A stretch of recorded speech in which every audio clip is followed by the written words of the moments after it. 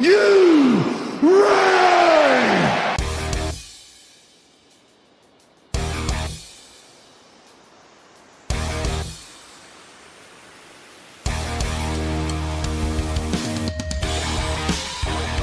This is the D-Generation cliX podcast with your hosts, Who is Ravage? Ryan Redman, The name's Ravage. Gonna be. When you take the dynamite tactics of Miles Kane, Hand me that bottle cap. Hand me that paperclip. Grab that twine. Gun wrapper. Asgard to mouth. Tell me when I'm telling lies. and Pete. 'cause I'm just Pete.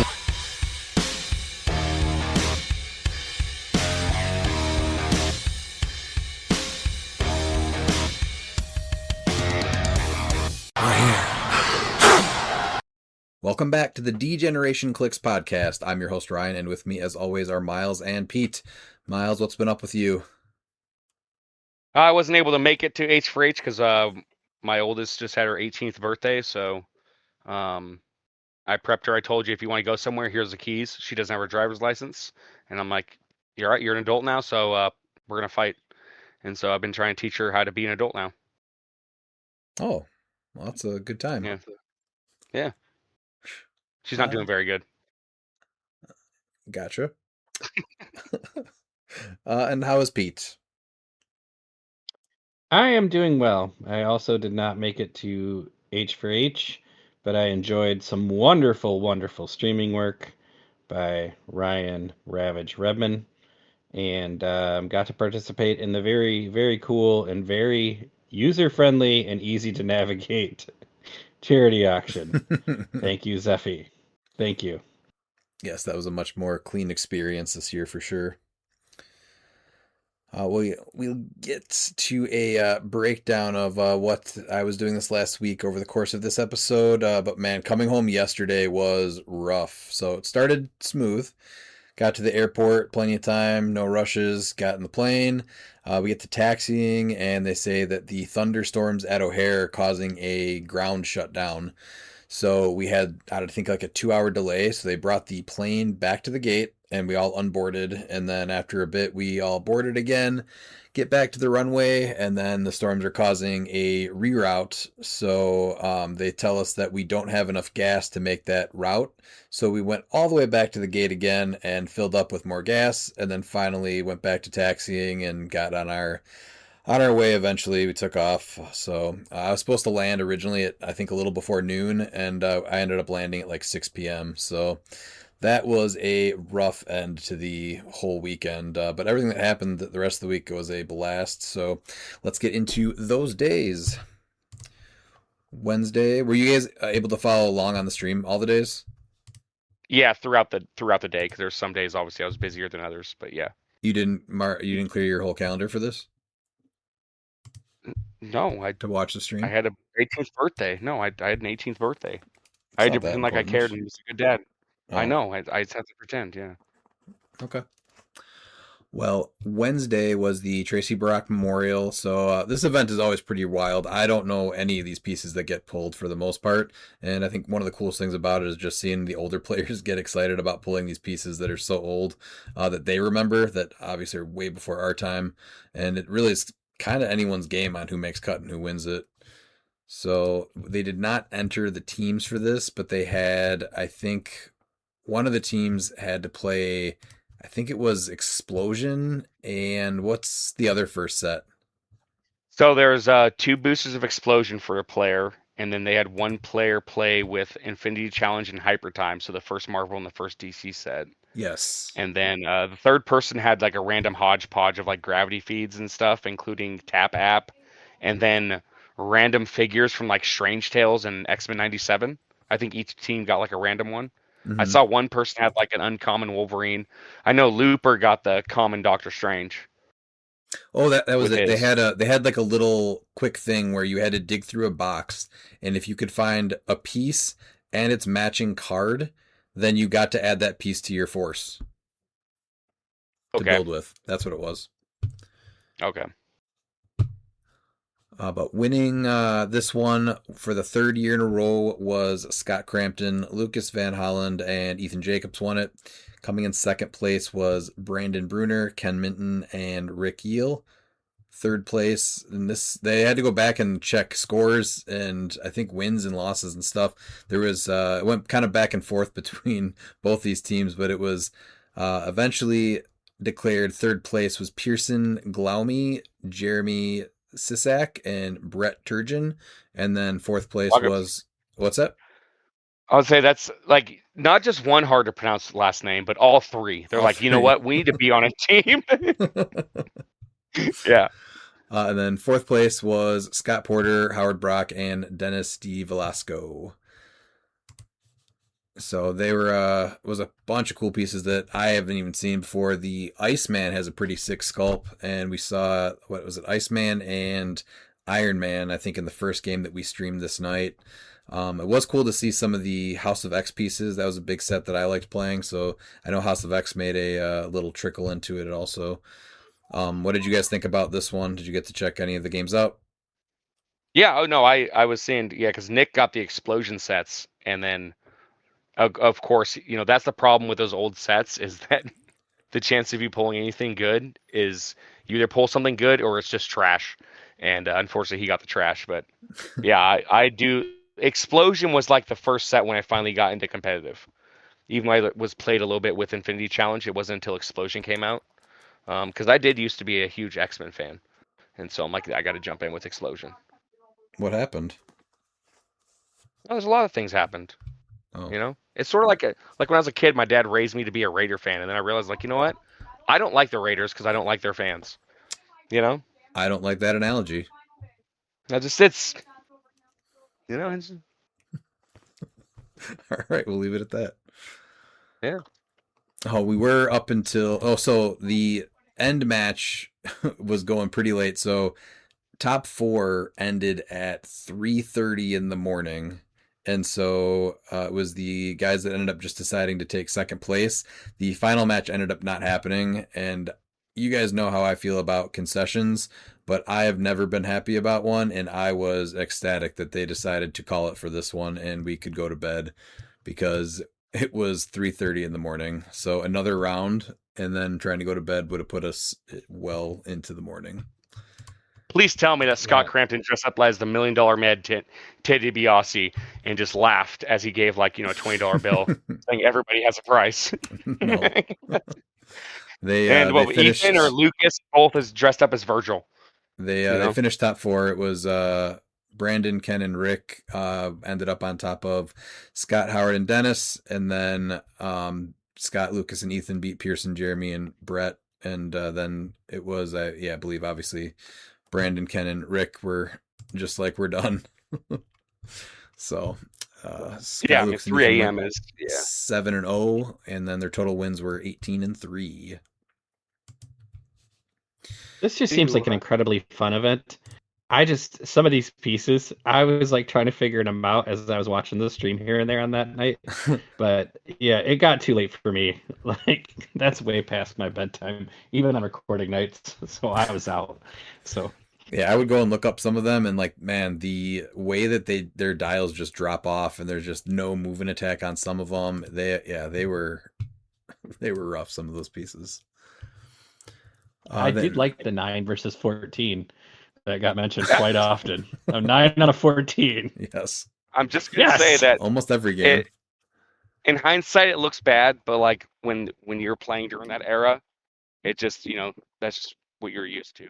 Oh yeah, I'm sure it was fine, and realistically, you're still looking for a 5, like that happens all the time now. So it's not that far off. It just is with power creep and everything. It seems very terrible to us. Yeah, I'm glad that it was you. If you played the old stuff, you had to play against the old stuff because that just wouldn't be fair. You play the old stuff and get matched up with someone using House of X. House of X versus Explosion. Let's go.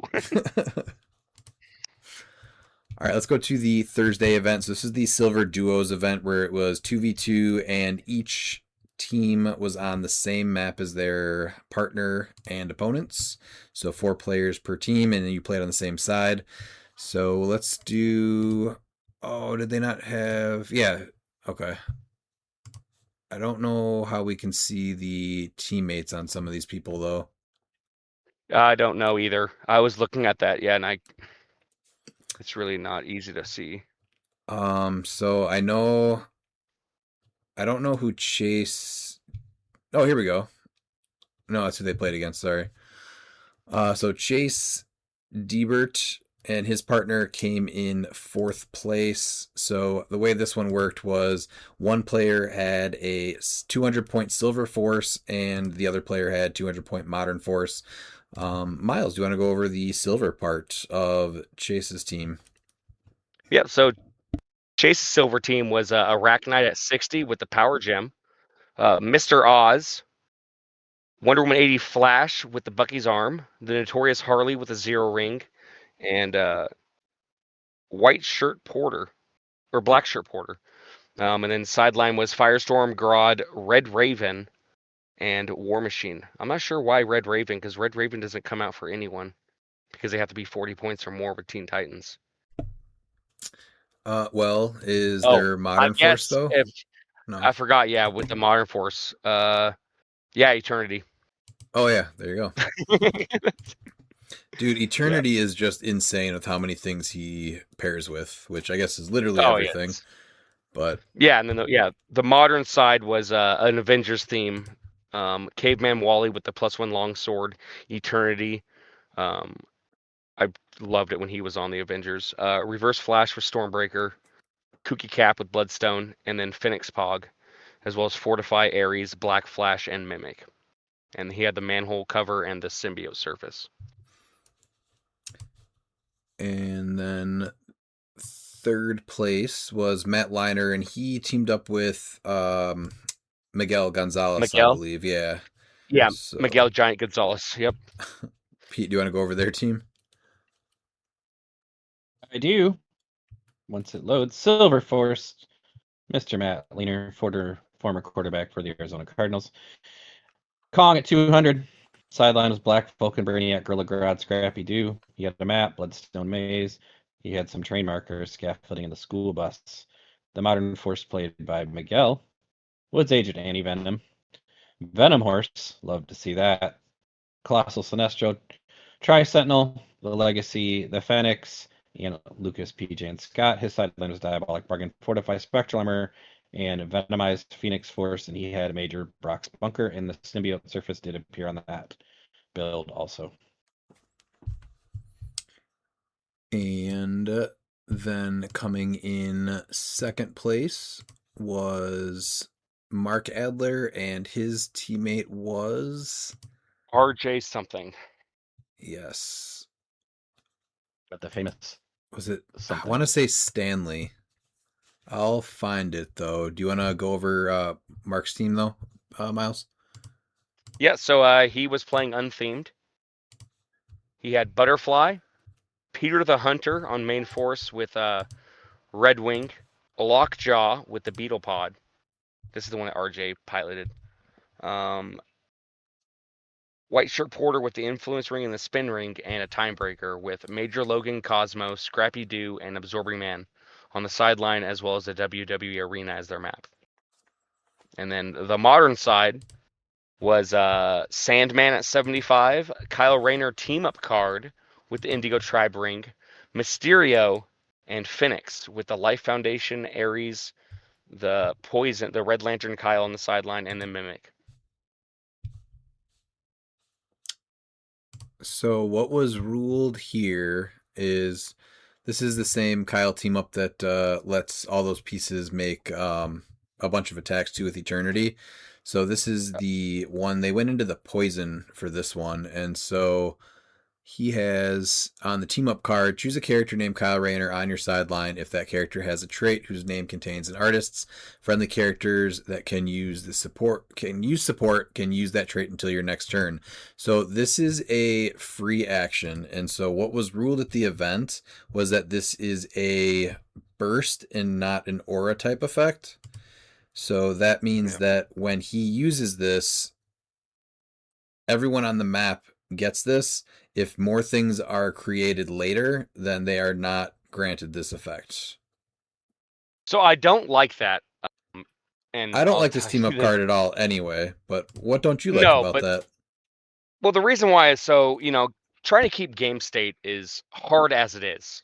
And now you're going to have to, not only you, but now your opponent is going to have to make sure that you are only using the figures that are on the map. So if you generate a figure, they can't use that.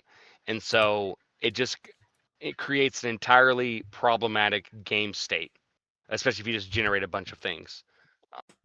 Whatnot. In 2v2, I guess maybe you can tell a little bit easier, but it I mean, things happen during a game, and that's a game state that's very hard to keep track of unless you're writing down. And I don't like the burst aura things. I think that the ruling for Loki was terrible. Halt Mutant is terrible because you now have to functionally write down everyone that was on the map when those effects triggered, so that you know who gets special powers, who can use poison and roll, and then who can move within 4. Mm-hmm.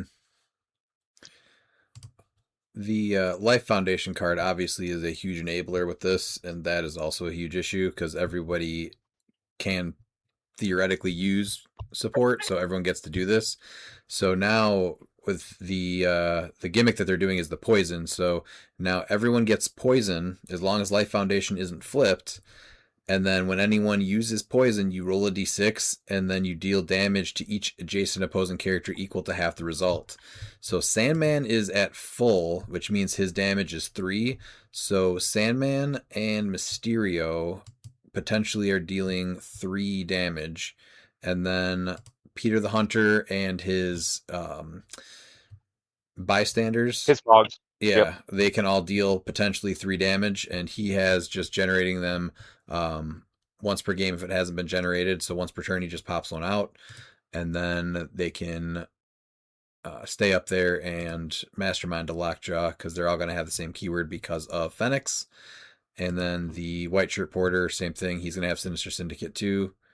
So yeah, just a crazy poison team that enabled by the Life Foundation and Kyle Rayner. So obviously a well-designed team to be able to pull that off.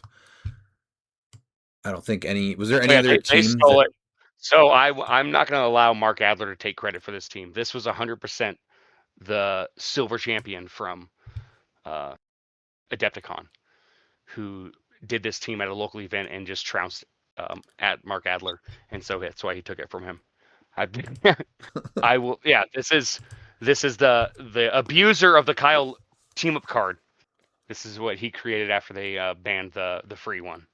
So well, that I'll Life give credit where Foundation credit is card, due. yeah, just kicks it up a notch. And then I don't think, there's Yeah. probably not any other Kyles that are as ridiculous as the support one, or the one that gives free attacks, or the poison one, right? No, There's I mean they not, have a perplex one where like you can like make them -1 to their D6 roll each time they're perplexed, but yeah, it's nothing like that, like this or the free attack. right. Okay. Then winning the event was Azareth Strife and Lucas Van Holland. Pete, do you want to go over their team? I do. Playing the silver version was the Azareth Strife. He played his lady, She-Hulk. She's still a bad bitch with the motorcycle. He had Spider-Man from AV 60040 with the Wonder Woman bracelets, Green Lantern from Batman Team Up, the 20-point legacy, a White Rabbit, Goon, a Weasel, and a Timebreaker. His sideline was Black Vulcan, Brainiac, Gorilla Grodd, Skrull Spy. He had a WizKids office headquarters, which I love to see that map pack. That's a great map. And then on the Modern Force, our favorite retired man, Lucas Tom Van Hollen. Lucas Scott Tom Van Hollen? Lucas Tom Van Hollen. Lobo Prime. You know him, you love him. Avatar of Animal Man, Eternity. That piece is ridiculous. Avatar Bast, Vigilante from Masters of Time, The Legacy, which is a really cool piece that I've looked at many times with the Chameleon. A few Copycat and Shield operatives. So they really built in to Prime Lobo and did a great job of maximizing the team abilities on this force. Congratulations to both of those guys, and super congratulations to Az for winning with She-Hulk. Yeah, it was super efficient. They had the Wonder Woman bracelets to give everyone on their team Wonder Woman and Spider-Man TAs. I don't know, the 4 pieces that 1 to 2 duos events. I mean, they're pretty good. What ones are you talking about? I got to see this team a couple of times, and man, I was just blown away It was by awesome everything watching it it. did. Well, Awesome. Swamp Thing and Rogue, and then we have Yeah. She-Hulk and Lobo. Oh, Like that's Lobo is insane, and actually, I don't even know if it's really Lobo because it's just Lucas's switch clicks that he has that is for true. Lobo. So yeah, so I remember him. He said, "Oh, I guess I'll try and KO myself," because he went to kill the PJ Scott Lucas Pog. Did that a few times. They did. I love that. Yeah. They did not give up a ton of points. Their first game was 135 to 15, and then 60 to 75 was their loss against Matt Leaner and Miguel. Then they rallied back 210 to 40, and then 400 to 15, 25 to 0, 65 to 5, and then 333 to 55 was the last game. So yeah, they killed it. They had a killer day. What were you gonna say? Are we gonna have to start calling Lobo Lucas Bo? Yes, Luke Bo. Luke Bo, the main man. Lobo Lobkiss? Thomas Van Holland. I think Lobkiss is better. Oh, that's good too. I like that better actually. Lobo topic. This is an event that I would love to see stick around. I think the duos format is one that definitely should see more events. What about Agreed. you? It's a great format. You can play it in any version of HeroClix. Yeah, that's the best part. Is you don't have to change the rules or anything. It's just whatever format you're playing in. That's what you do. I want to see a 2v2 sealed duos. They did that at King of New Orleans. I know I want to see it though. I wasn't able to see that stream. Oh, I don't even know if it was streamed. Was it? I don't think it was. I don't think it was either. No. It's still, I don't know, it's like any other sealed thing though. I'm not a huge fan of seeing how they end up playing out.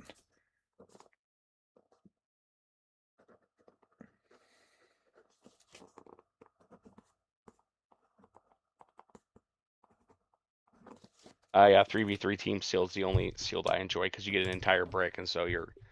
Then you're talking more team building and whatnot, and I Yeah. think that's really where it's at. Even even supercharged sealed, just not a fan. I've just seen it's the bad pulls, and you just get trumped by the person that pulls like the prime or super rare and chases. Doesn't matter how well you play. All right, but congrats to Az and Lucas for winning Thursday's Silver Duos event. We do have all these games on, or not all of their games, but we do have each round up on the stream. Just check out the live tab on our YouTube page.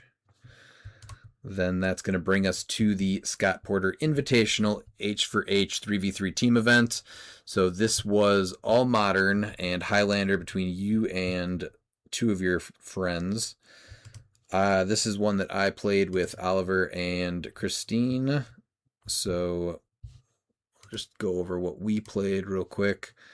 So I played a Sinister Syndicate team going into just full actual theme, no keyword cheating with like Eternity or Fenix or anything like that. It was a full point Rhino from Smash and Destroy with the +1 longsword, Swarm with the universal weapon. I really like this play just because you can choose Pulse Wave, and then after you hit, you can make a B, and then you can poison with the B also. Mysterio with the Ultraviolet Lantern Ring never came into play. I just used it to potentially make a construct to kill. But I never used the cool mind control with him at all. He was obviously a big target. Sandman unequipped and at 50 points. The Prime Venom unequipped. Norman Osborn with the Sinestro Core Ring, so giving him Perplex was pretty nice, but again, it was really just to get the construct. But that Perplex did come into play quite handily. Norman, huge on Sinister Syndicate. He's going to give everybody Precision Strike, and if he TKs someone, now their range is +2. So if I was going with Swarm, I was able to get a Pulse Wave off on the back row because you TK up, and then he has a +2 range, so his Pulse Wave is a 6. And he's got a 5 speed running shot, so very cool combo there. And then I also had Dr. Kurt Connors. He has support, shape change, and perplex, so giving him the Indigo Tri-Bring again for constructs, and you can heal the pieces that come out for Venom, so potentially to heal somebody back up. Again, never came into play. And then I did use the Prowler Pog because I had 10 extra points. I don't think he did anything, but maybe my first game. I don't remember him doing too much. Oh, you weren't purposely KOing him, dropping off elevated? No, I didn't do that once with Prowler. I did purposely drop off the what is it? Norman Osborn makes Ghost something. No, Goblin something. Goblin Army. So yeah. I would drop them off elevated, but they're 2 clicks, so it was really just to get the perplex, and if they get killed later, they get killed. So the only thing that I would purposely kill was a couple constructs here or there. The sideline I used was the Chase Craven from Spider-Verse. So the cool thing with him is that when Craven is KO'd after resolutions, you may generate a character with Sinister Syndicate keyword from your KO area into a square with any grave terrain marker on their last non-KO click. Roll a d6 and heal them equal to half the result. This game, that character has, if this character would be KO'd, instead remove them from the game without scoring them. Protected Pulse Wave. So once I would lose either Sandman or Venom or Mysterio, depending on where the game was, I would bring Craven in so that I could have a chance at bringing one of those other guys out. And that came in big in a couple games. I also had the Uncommon Mysterio, which, did I? Actually, I don't know if I played that. Pork Rind, Scorpion, the new one from Venom, Spider-Bot, the Lizard from Spider-Verse. He could either just come in as an attacker, or if I need to, I have a chance to just bring him in with Kurt Connors if he rolls a 6 on one of his D6 rolls. Then I had Spot. He was, I think, my only outwit that... Or no, I had... Oh, you know what? I'm sorry. I took Mysterio off, and I had Superior Spider-Man. That's what it was. And that gave me an outwit there. And then I also had the Chase Venom. Who was it after Pork Rind? The Scorpion? No. Scorpion!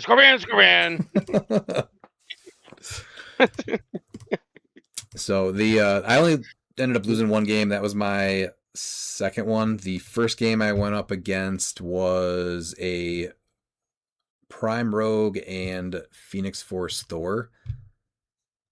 And let me see if I can find... Yeah, here we go. So it was Phoenix Force Thor with the Avatar of Gaia and Rogue with the All Blood Necrospear. So I went first on this one, and my goal was just to get Rogue, so I think I was able to get her in 2 turns. And then it was a very big challenge to get Phoenix Force Thor. He was able to take out a decent amount of my team, but then he ended up flying over to the guys that I was keeping in the back. I hit some big shape changes, and then I was able just to rally back and get him. I never got a chance to get the Goblin Army on Perplex, though, and so when he knocked him down, I was able to do the Perplex with that. And then he was by Norman, and so Norman got the Perplex, and just perplexing the defense down allowed me to hit what I needed to, and I think I killed it pretty close to last action. So that was a really close game on that first one. The second one that we went to, I played against a... where is it?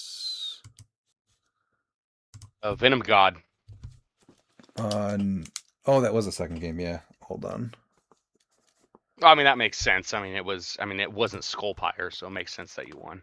Yeah. There weren't 7 kids running around and rolling the dice and touching the pieces and asking 1,000 questions. I know. I get it. You just you see that piece and you just hate this piece. I'm the same. I had to play Skullpire like 4 times against this damn Venom God of Symbiotes, and I beat it every time, but I'm like, I hate this piece. It's garbage. Yeah, so the next game was the Venom God of Symbiotes team. So he just came to play with his friends. So he wasn't totally familiar with what my team did. So kind of let him know what it could do, and then just his best bet on getting some points and whatnot. But super fun game, very fun opponent to play against. Just a hard matchup for him. And then it was round 3, went up against a 300-point dark side tent pole, and this guy had a decent amount of answers to what I had, and I actually lost this one. This was Justin Real. So he took out some important stuff pretty early. I was able to take out, I think, just a Parademon and then some of the Pogs that he brought in through Apocalypse. I did that trick that I did with Craven to allow him to come back to, because Sandman was out. I brought Sandman back in, and then he actually had the separation. No, what was it? The Rise of the Black one shot on his team. So I went to heal him with regen, and as soon as I did that, he played Rise of the Black, and so I had to take an action with him, and then did not heal. And then there was the Grave Train marker under him, so he was dead next turn. He played Darkside with the Venomax, Apocalypse, the Planet, and then 2 of the Parademons. So he was able to get me on this one, and I'm trying to see if I can find our actual game here. So our game ended up being 265 to 30. So I only got a couple Parademons, I think it was. Or no, it was a Parademon, the one shot, and I don't even know where the other 10 points came from. And then round 4 went right into another Darkside team. This one was Anthony Barnstable. So he got me pretty big right in the beginning with, he had a combo with, let's see, it was Darkside with the Dream Ruby, Arrow from Smash and Destroy, Molecule Man, and Copycat. So it was that Legacy Molecule Man with an 8 range, so he used Barrier to barrier all the way up, and then totally forgot that Darkside deals the unavoidable damage for every blocking terrain marker. So he dealt 6 damage to Mysterio right out of the gate. And so I used that trick later on with Craven to bring Craven out and then bring Mysterio back. So I was able to get the goons later on that helped me a ton. I was able to spin Darkside, and I think he rolled a 5, I want to say. So coming back on click 5, and then I was able to damage him. I just needed to figure out my sidestep, which I started doing, and then last action was called. All I had to do was 2 more poisons, and I would have been able to KO the Darkside too. But lots of moving parts to this game, and that was another fun one. Yeah, I saw he had Arrow. I mean, she's just good for her points. It's good to see someone play her. She got him out there, and there was a huge interaction in the beginning where we were trying to figure out blocking or elevated terrain indoors and trying to figure out how he could destroy it or get to it. So because she had free action she could use, she was able to do some things. Yeah, because she's good for. I mean, yeah, it's good for her points. It's good. More people need to play her. Mm-hmm. Last we had a Null tent pole that I went up against, and this was Null, Avatar of Animal Man, Spider-Ham with the Bloodstone, Clintar with Bast, and the Fenix Pog. And this was just a fun matchup again, where I was able to get, I think it was, he spawned, what was it? The Lasher Dogs right in the beginning, and he brought us to Island Prison. So I probably should have changed the orientation because it was really hard to get adjacent to him. But really good map for Spider-Ham and the Leap Climb, so it was really hard to pin him down. The biggest thing was just the Null rolls and the heals. He finally missed a bunch, and I was able to pin him down and do a bunch of damage. He also, I think, should have charged instead of just flurrying once with Null by picking it on Animal Man, because then when he KO'd one of my Mysterios, he KO'd all the Mysterios with that Decimate trait, and then he was stuck there, so he wasn't able to roll blades again or anything else, and that's what ultimately ended the match. I was able to get him just with all the poisons over time. So you went against tent poles every time then? Yep, and I will get to that in just a second at the end of the events. I think that was all though. So I ended up going 4-1, but this was the main event that I wanted to play in, just so I was able to play with Christine and Ali, and we had fun. We ended up going 1-4 just for the team, so not the best showing for us, but it's been it's been a good time just to play with them. So still fun, good event. And What was Ollie's team? Because it's not there. yeah, I think I accidentally added the wrong version of his team, and so I had to re-add it, and I don't think it actually added it when I did that. I should go into Oliver's team. Oliver will talk about his team when I get him on. So Ollie was dead set on playing Null. So he played Null with the Crimson Gem so he could get around blocking terrain. He played Agent Anti-Venom with Venom's Axe, and then Anti-Venom, the new legacy, with the avatar of Animal Man. So he really wanted to play Null, so this is what we built him. It was a symbiote theme team. I think the only thing that we messed up on is the original version that we put on there, I think, didn't have Fortify, and the Cosmic Viewer was still on Venom. So we took the Cosmic Viewer off, put Venom's Axe on, and that's free because he's got Venom in his name, and then got Fortify on the sideline. So, but that switch, it took his whole team off the thing. It didn't get updated again.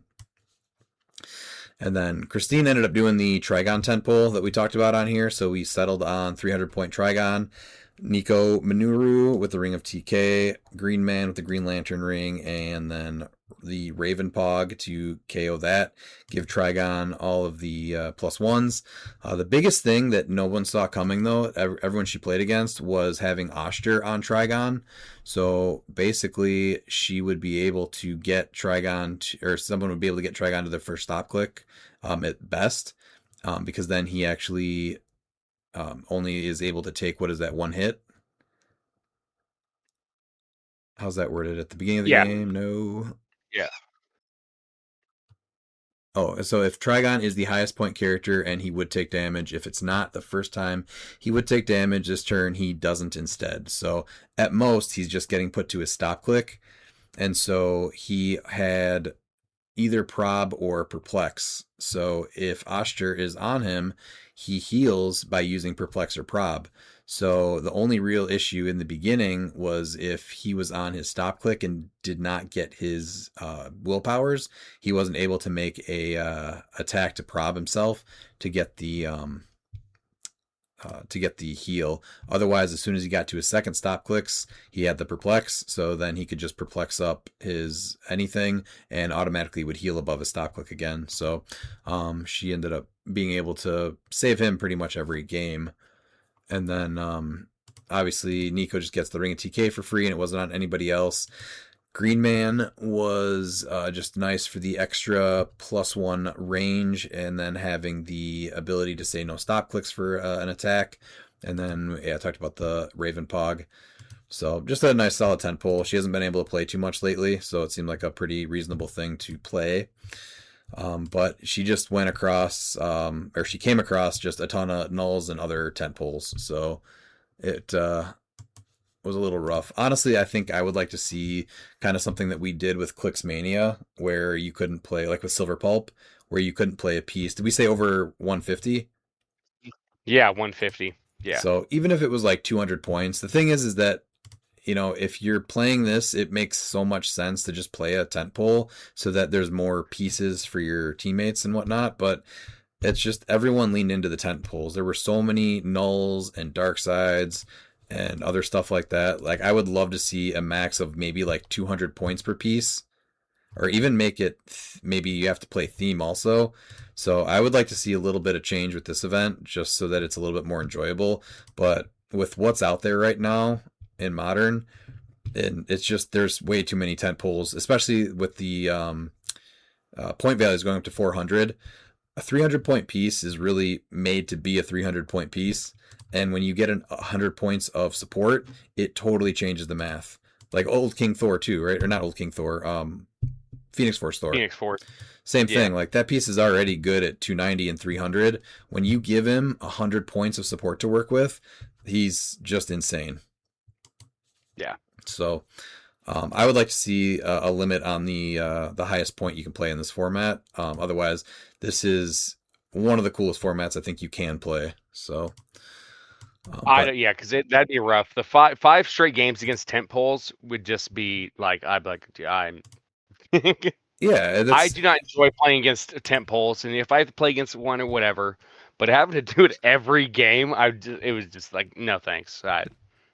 right. And like I get it. Like we played Trigon and Ollie really wanted to play Null, but like we could have played other stuff too. It was really just that it was the easy answer for Christine's team, and Ollie just is dead set. I mean, he's talked about Null a ton, and I'm sure he will in a little Yeah. bit, but he just really wanted to play Null. So there's plenty of other formats to play Null in though, so he could have easily built something else. He has plenty of favorite pieces that he could have played. Yep. All right, so let's go over maybe just the top two teams of what ended up winning this event, since this isn't a very commonly run event. So final came down to 4 Points Gaming Club, which was Ed, Isaac, and David Newmark versus Luke. Wait a minute. Yeah. Luke, Brian H, and Ant W. And I had, who did I have on stream? I had Isaac and Brian on stream, right? Yeah. Yeah. And it was, I think it was pretty even for most of it, but they ended up calling the match because it was already decided. Yeah, Ed and David lost, and Isaac had him when Isaac would have won that game, but it's like there's no reason to continue. Like it's already decided. It's not like this game's right decided. So yeah, 2 of the games were already done. So let's go over. Miles, you want to start with Ed's team? Yeah, so Ed was playing Phoenix Force Thor with Gaia, Reverse Flash with All Blood the Necrosphere, Legacy Panther with Ring of TK, a Black Symbiote, and Phoenix Pog. And then his sideline was Spectral Armor, Black Flash, and Gaia with Nowhere, Major Brock Tangle, and he had the heart-shaped herb as well. So yeah, just don't die team with Phoenix Force Thor. And you're going with the healing tech because the chances of you not being able to heal is pretty slim. Right. With 1 Bloodstone between the teams. And what about Isaac's team, Pete? Isaac played a Spirit of Vengeance Red Hulk squad. He was on theme. He had Spirit of Vengeance Red Hulk with the +1 longsword for free, Rogue Prime with the Destroyer armor, Morph with the Trick Arrows, and I'm assuming the team up card or alternate card. Nico Manure with the Bloodstone, there it is. Tri Sentinel and Copycat. Sideline was Evil Entwinement, Halt Mutant, Crimson Bands of Sidorak, Images of Icon, Shield of the Seraphim, Abscissa, Beholder, Olden and Ravens, Thanos, Tim Hunter, and Ultimate Hulk. So still 2 relatively bigger point pieces, but definitely a more fun game to watch than some of the other ones. And then Newmark played, again, Null, but he had Clintar, Mogo, and Umbrax. So Mogo and Umbrax went off the map right away with Clintar, and it was really just Null and whatever he decided to generate that game. And that was that. How about the first place team, Luke Scheffernecker's team, Miles? Yeah, he was playing our favorite dinosaur, the Austin Plamodon, Legion. He had Hodari Yao at full with Universal Weapon, the Lernian Hydra, aka the Plamodon, with the Gaia, Nico Minoru with Bloodstone, Al Jordan with the Green Lantern Ring, Reverse Flash with Crimson Gem, and the 2x2 Sinestro with Hulk Hogarth on his sideline with Pim Particles, Resolve, Crimson Bands of Sidorak, Images of Icon, Shield of the Seraphim, Ares, Black Flash, and Gaia. So unthemed with this one. What were you going to say? So it's just nice to see that, Hulk Hogarth was able to win an event. Yep, that 10-point Hulk Hogarth was definitely what won the event, and not Hodari Yao or the Lernian Hydra. Well, no, it's Hulk Hogarth on the Sinestro, making swords. Yes, playing swords. I talked with Luke afterwards, and he said that he could not have done it without Hulk Hogarth. He said his prayers, he ate his vitamins, he followed the demandments of a Hogomaniac. Yeah. And that's what got him to win. All right. What about Brian H's team, Pete? He had Prime A-Bomb. He had Gauntlet Spidey. He had Animal Man with the avatar of Animal Man, Despero, Solid Jor-El, Loki, Space Ghost, Scarlet Witch, and the Phoenix, and his sideline was the Mind Gem. Beetlejuice, you knew it was coming, and Mimic. So you got your Beetlejuice battery, and you got things taken away other people's sidelines. And then just three really solid attackers, and yeah, that's a lot to deal with. So he did not go into the. He went with Mind Gem with Loki to get Beetlejuice out instead of doing the To Me My Hammer to get a piece of equipment back on somebody. But yeah, not a fan of the Gauntlet Spidey. I definitely saw a lot of just, let's score points and barrier up this weekend with that piece. So, not my favorite. And then, Miles, what about Ant's team? Yeah, but so Ant, we had a rogue roster.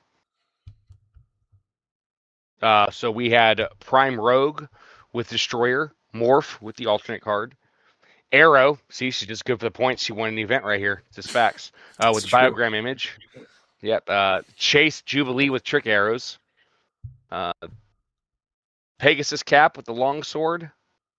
Legacy Panther, the Ring of TK, Legacy Tri-Sentinel, Copycat, and Lucas, PJ, and Scott with Fortify, Halt Mutant, Heimdall Sight, Life Foundation, Spectral Armor, Abscissa, and Treasure Chest, as well as the upper body and Vibranium. Mm-hmm. I guess a cabinet, if you really care about that. Goes to show you that the winning team wasn't necessarily all tent poles, but that was still what most of the people leaned into.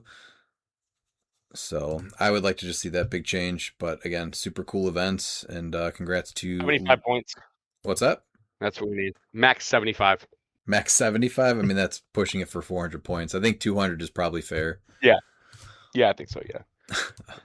But congrats to Luke, Brian, and Ant on that win for that event. And that was, what day? Friday.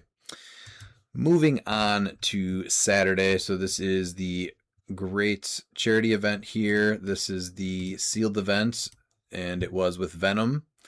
So unfortunately, nothing was done about Null or Carnage. So, Miles, how did that play out? Well, so it played out exactly like you thought. There were 9 Nulls pulled, and Null ended up winning, with Carnage got a symbiote getting second. So this is a fun fact.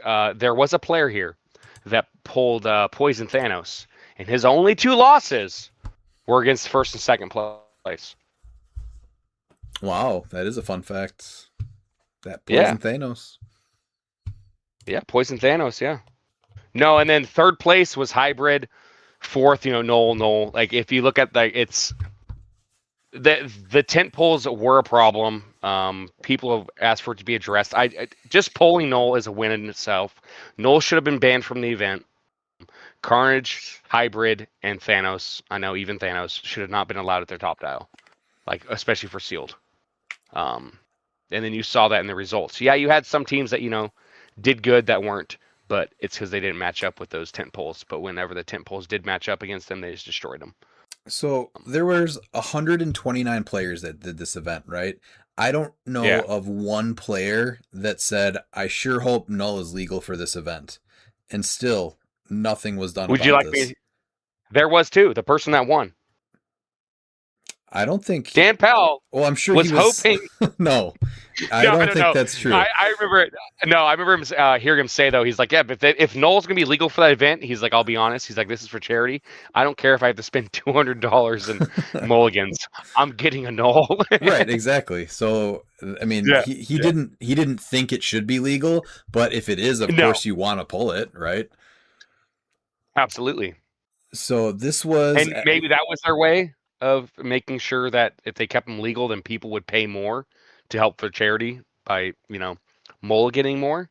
So this is where it got to be a little bit of a mess, right? So after round 4, it was Null. So Dan Powell's had a Null that was 4-0. Kevin Nelson had a Null that was 4-0. Third place was Anthony Barnstable with a Null that was 4-0. And then Nathan Funemeyer, he broke the streak. He had what was just called a Symbiote Squad team. Where is he? He's here. 12th place. So he had Agent Anti-Venom, the 014 Venom, and the 013 Spider-Man, 001 Venom, and a Clintar symbiote. So, he pulled just the rare prime, and he was holding it in there for quite a while. He was 4-0 going into round 5. But then we're back in 5th place. Cornelius had a null. Number 6 was Walken Holmes with the null, also 4-0. And then we had Brian Perez, who had a Carnage Got a Symbiote at 4-0, which this is another one. I think they should have made you play him at half points only. And then Matt Donham had a Symbiote Squad team as well, which, what was on his? Was it anything crazy good? I don't think so. I think I remember looking at his team, and it really wasn't nothing to sneeze at. Here it is. It's See no, here. it's Matt had he had 2 Double phage. phages, 2 full a point Spider-Man, phages. Meridius, and Private Detective. Yeah, That so- is amazing. And he went 3-1 with that. So I mean, that's the kind of stuff that's cool to see, right? Is teams like that do okay. But knowing that Null was just going to run this event and not doing anything about it, I think was a terrible call. All the players didn't want to see it, and it was still allowed, and this is the end result of it. Now, an interesting thing with this, too, is that a lot of the top players who pulled him knew if you wanted to win, you don't put anything else on your build. So you have 255 null and nothing else, which means if you don't spawn anything, there's nothing to kill except for Null himself. So what that led to after round 4 was a lot of the nulls now having to play each other, and they didn't have anything to kill. So some of them played straight up. They took their 0-0 loss and rolled off. No, they didn't even roll off. They both just got 0-0 losses. So they took a loss and they got 0 points. Some of them, that's why, playing it straight up like that kicked them out of top cut because of it. So that was really rough. Some of them, we know there was the DQ between Howard and Jalen. And, you got to kind of think maybe potentially just a miscalculation in judgment. For example, I know I played Jalen a ton of times. I remember players that play shitty and are shady and do bad things. I'm going to always remember them. I played Jalen plenty of times, and I've never thought that about him. So I think that it's worth noting that it happened for the event, but I'm not going to blacklist him or anything like that. I've talked to Jalen plenty of times. I've never had an issue with his character or anything like that. So I know there was that post done from The Rock saying that it's not going to be tolerated. So, there's different versions of the story that I've heard, but basically they both decided to play 255 point null and nothing else, bring nothing else to the table, and they were handed Clintar symbiotes from another player, and they both spawned those, killed them, and then called it a game, so they would at least one of them get a win. Or not a win instead of a double loss. So because of that, they were both DQ'd, and that is, I think, the right thing to do. There was the posts that was basically stating they're not going to tolerate the collusion, and they didn't. So I think that's good. I think that was the right call. But I think going forward, hopefully that makes people think twice before making a snap decision like that. What do you guys think? I don't think a DQ is enough. To be honest, we've been having these issues more and more, and I understand it's a lack of judgment, but there has to be ramifications for all those involved. That's more than just a DQ, even if it's just like, all right, you can't be at this event, or it's there has to be ramifications to really get players to not want to do this. Getting DQ'd in a sealed event and then you just get a slap on the wrist and that's it, I think just is not enough. Yeah, this is where integrity comes into play. All right, and people will say how integrity is subjective. It is not. All right, you know better, and you shouldn't have to be told. The people involved know the rules. know how sealed goes, that if it's not on your build sheet, you can't just generate it. Even if it would have came in your boosters and someone handed it to you because you didn't have yours. You didn't put it on your build sheet, you can't generate it, period. Those have always been the rules. They enforce it at Worlds. This is an official WizKids event, which means they're going to enforce it there. And so to try and find some shitty loophole into thinking that that's okay to hand someone figures that wasn't on their build sheet, I think is just as bad as the players that decide to collude to, even if they played a full game, to then do a roll-off at 15-15. So I know it was discussed about where you are supposed to put something that you generate from outside the game on your build sheet. Was that ever finalized? Are you supposed to put it on the sideline technically just because? So your teammate can see Yeah, it? yeah, because that's how it was at for the Worlds. 3v3 at Worlds. Yeah. Yeah, because if you pulled the constructs, you had to specifically put the constructs. If you were gonna be generating those recruits, you had to put those. And if you had those, your teammate can't use them, and you can't have anything that wasn't on that list generated. Even if it's in your booster, if you didn't put it on that list, you couldn't go and grab it and generate it. It had to be on that list. And we also had physical build sheets as well. Now, I did also hear, I don't even remember, and I opened 2 nulls, but I did hear that the Clintar symbiote does come in the booster with null. Do you know if that's true? I don't know. I didn't pull a null. But even if that is true, you had to have put it on your list at some point. Even if you didn't want to generate it, just put it on there as an option. No, I agree. And like I said, I think that the right decision was made. I can see where, if you had the piece, even if you pulled the piece in the moment, maybe you can understand yet, justify in your head, this is something that's okay because I did pull it. Yeah, I didn't put it on my build sheet and I should have, but I did pull it. It's not like pulling a null straight out of your bag or something like that and saying that's what you opened in your booster. No. But again, but adding in the third player that just handed them the figures. Yeah. Like that adds a whole entire different wrinkle to this. Right. It's not like you're even going to get your own from wherever it was or something like that. Like, no, here you go. You pull it with null, so you can use it. That's just asinine response, and to think, well, nothing in the rule says that you can't. Like, come on now. That's where integrity comes in. And I have no patience for people that lack integrity. I play this game to have fun, and I follow the rules. Like, I've conceded, and I always make sure to put 0 points because that's the rules. And I expect others to follow suit. It's just have a backbone. We're not even playing for cash prize. Like, come on. Mm-hmm. Like, you're cheating for a charity event, and then you're going to put a sour stain on an event that Scott uses to try and, raise money for Huntington's, which is just it's a terrible disease that doesn't get enough funds. And this is what the takeaway from this event is that you have these players as well as others throughout the weekend and week that could just completely tarnish the legacy of what this should be for. And it's shame on them. This isn't about you, and this should never be about you. And you're taking away from the, what this should be about, which is family. And that's opposite of that family. It's just selfish. The plus side is that we are seeing a disqualification for a decision that was made in the event, though. So I think that at least this is starting a trend. And if we see more of this, maybe we'll see less of what we're talking about. Oh, yeah. No, the DQ absolutely needed to happen. There's still probably going to be an investigation because, I know I like to try and think that cliX Mania was big, but it just wasn't with ours, But that, I think, got eyes on something. And this is like the second biggest event that cliX has. And so if anything's going to happen, it has to be from what happened at this event to really show that they're serious about the integrity of the game.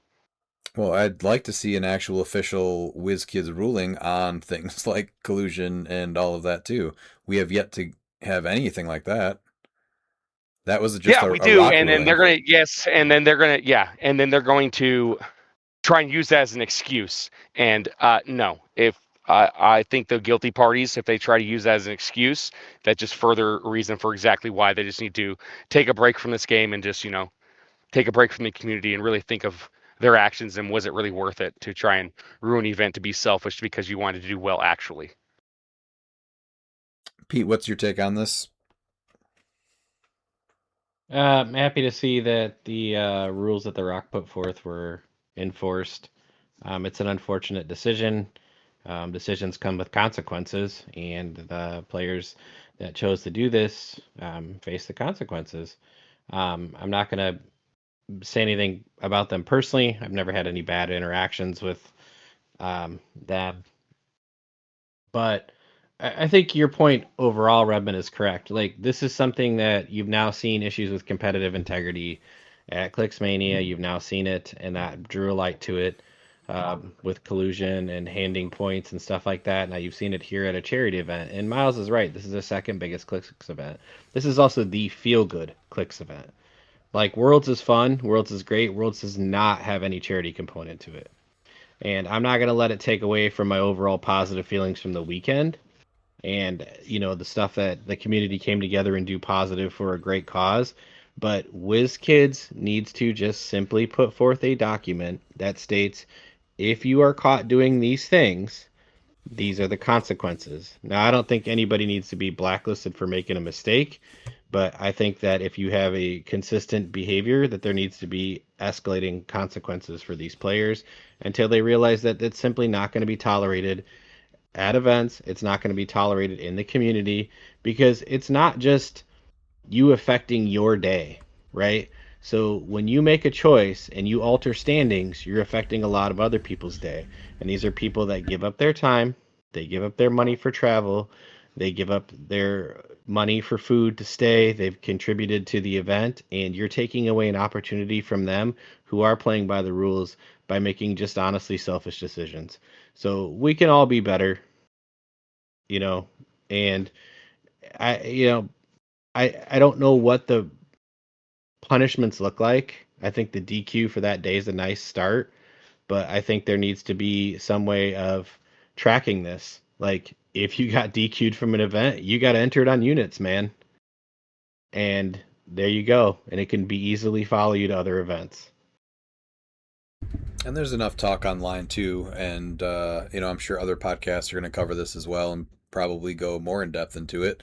But people are going to remember, and so if it happens consistently with the same people, and there's plenty of events coming up here this summer at Origins. If something like this happens more, then those players are going to get called out again. And if you start seeing repetitions with names, that's when people will start getting blacklisted. So it's kind of like, And I don't like the idea that it's not in the rules, so it's legal. Like, right. come on.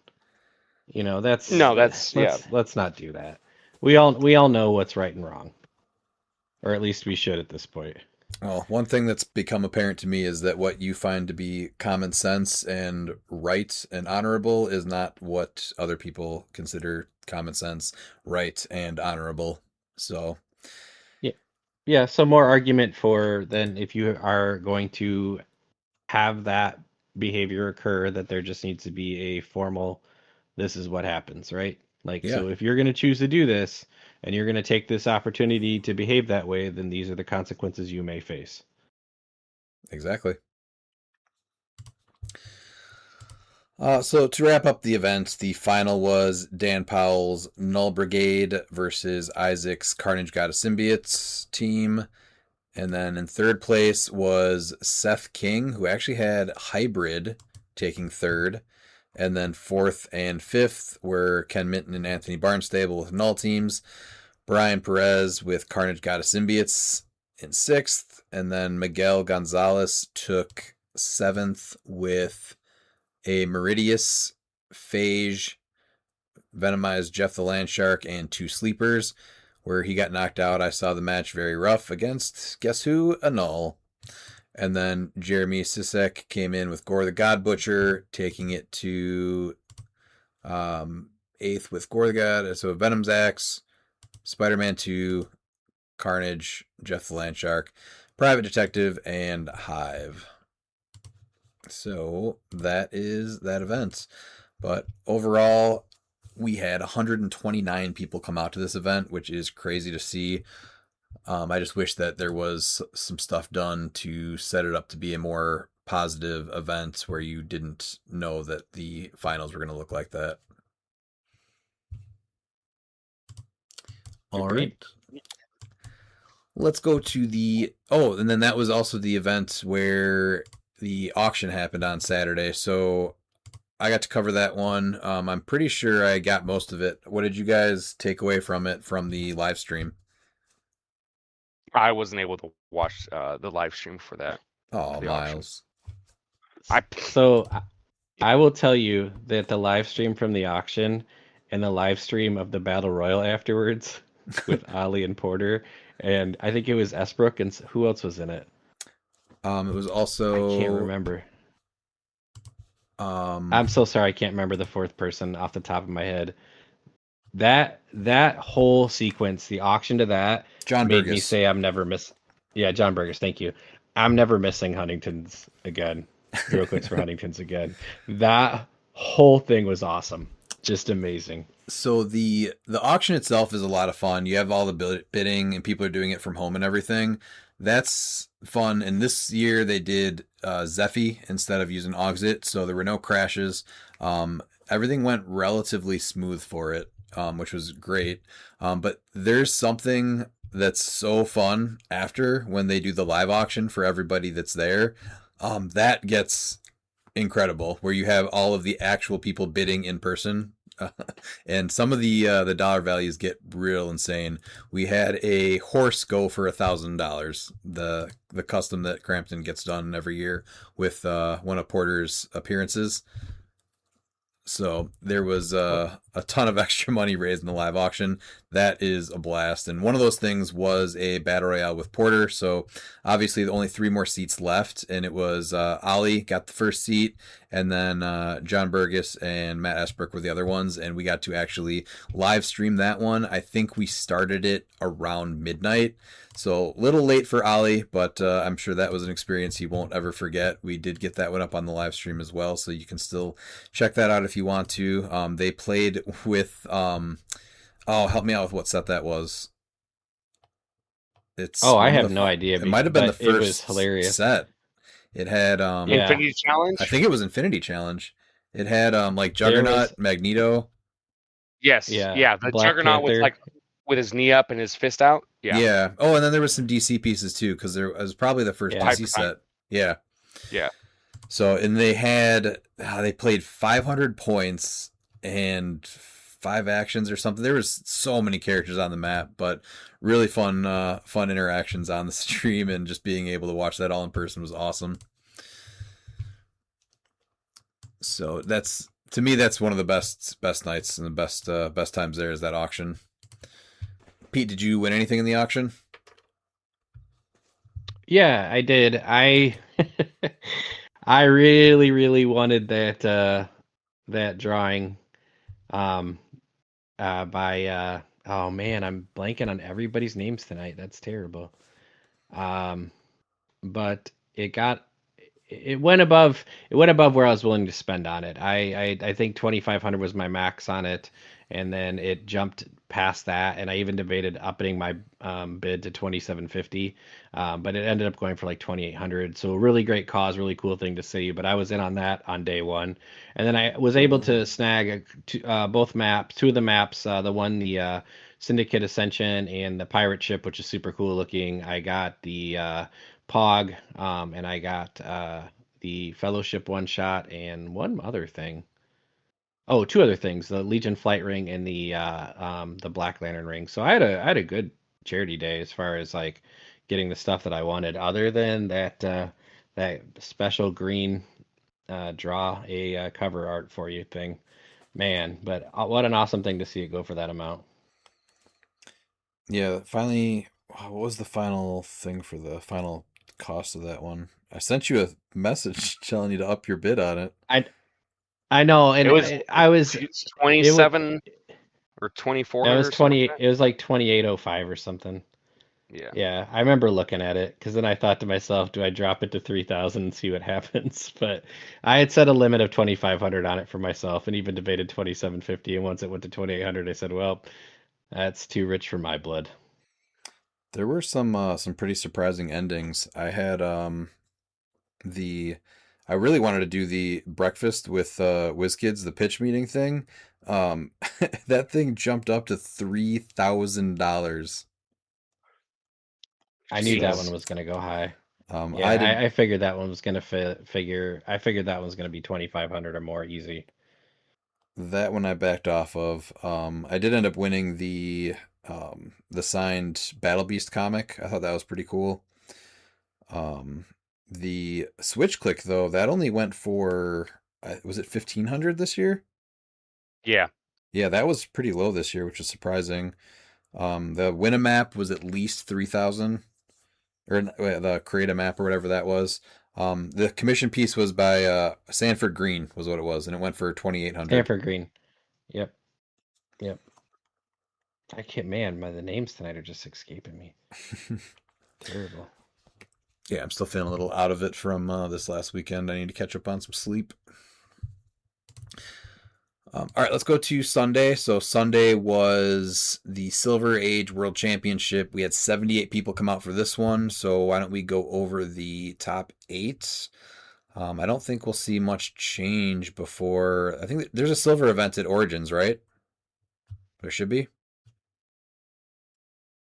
I'm not I sure. believe so. Have they put up what the events are yet? I thought so. I was going on their website this last weekend to see what the events were. I think there's a silver one, but not much. If they do, there's not going to be much changing before that. So why don't we look at the top 8 here? Miles, do you want to start with Michael Nelson's Eternity Outfit team? Yeah, so Michael Nelson had the Eternity Outfit. I'm not a huge fan of his outfit, but it's cute if you like stars. He went 5-3 with 1,840 points. And it just balls in a cape. It's just Yeah. balls. Yeah, it's just stars. Yeah. He had Prime Abomination, Butterfly, MOE Dark Phoenix, Eternity, Notorious Penguin, Titania at 30 with Bloodstone, Notorious Harley, White Shirt Porter with the Snesher Core ring, and then Madison with the Spin and 0. And his sideline was Abscissa, a Legacy Ace, Anti-Venom, Black Flash, Cosmo, Ducky Deadpool, and then he had Doom Supreme as his other MOE swap, and Strife from Wonder Woman 80. So not the Strife, the X-Men Strife, but the bald girl Strife. Just to give everybody mystics.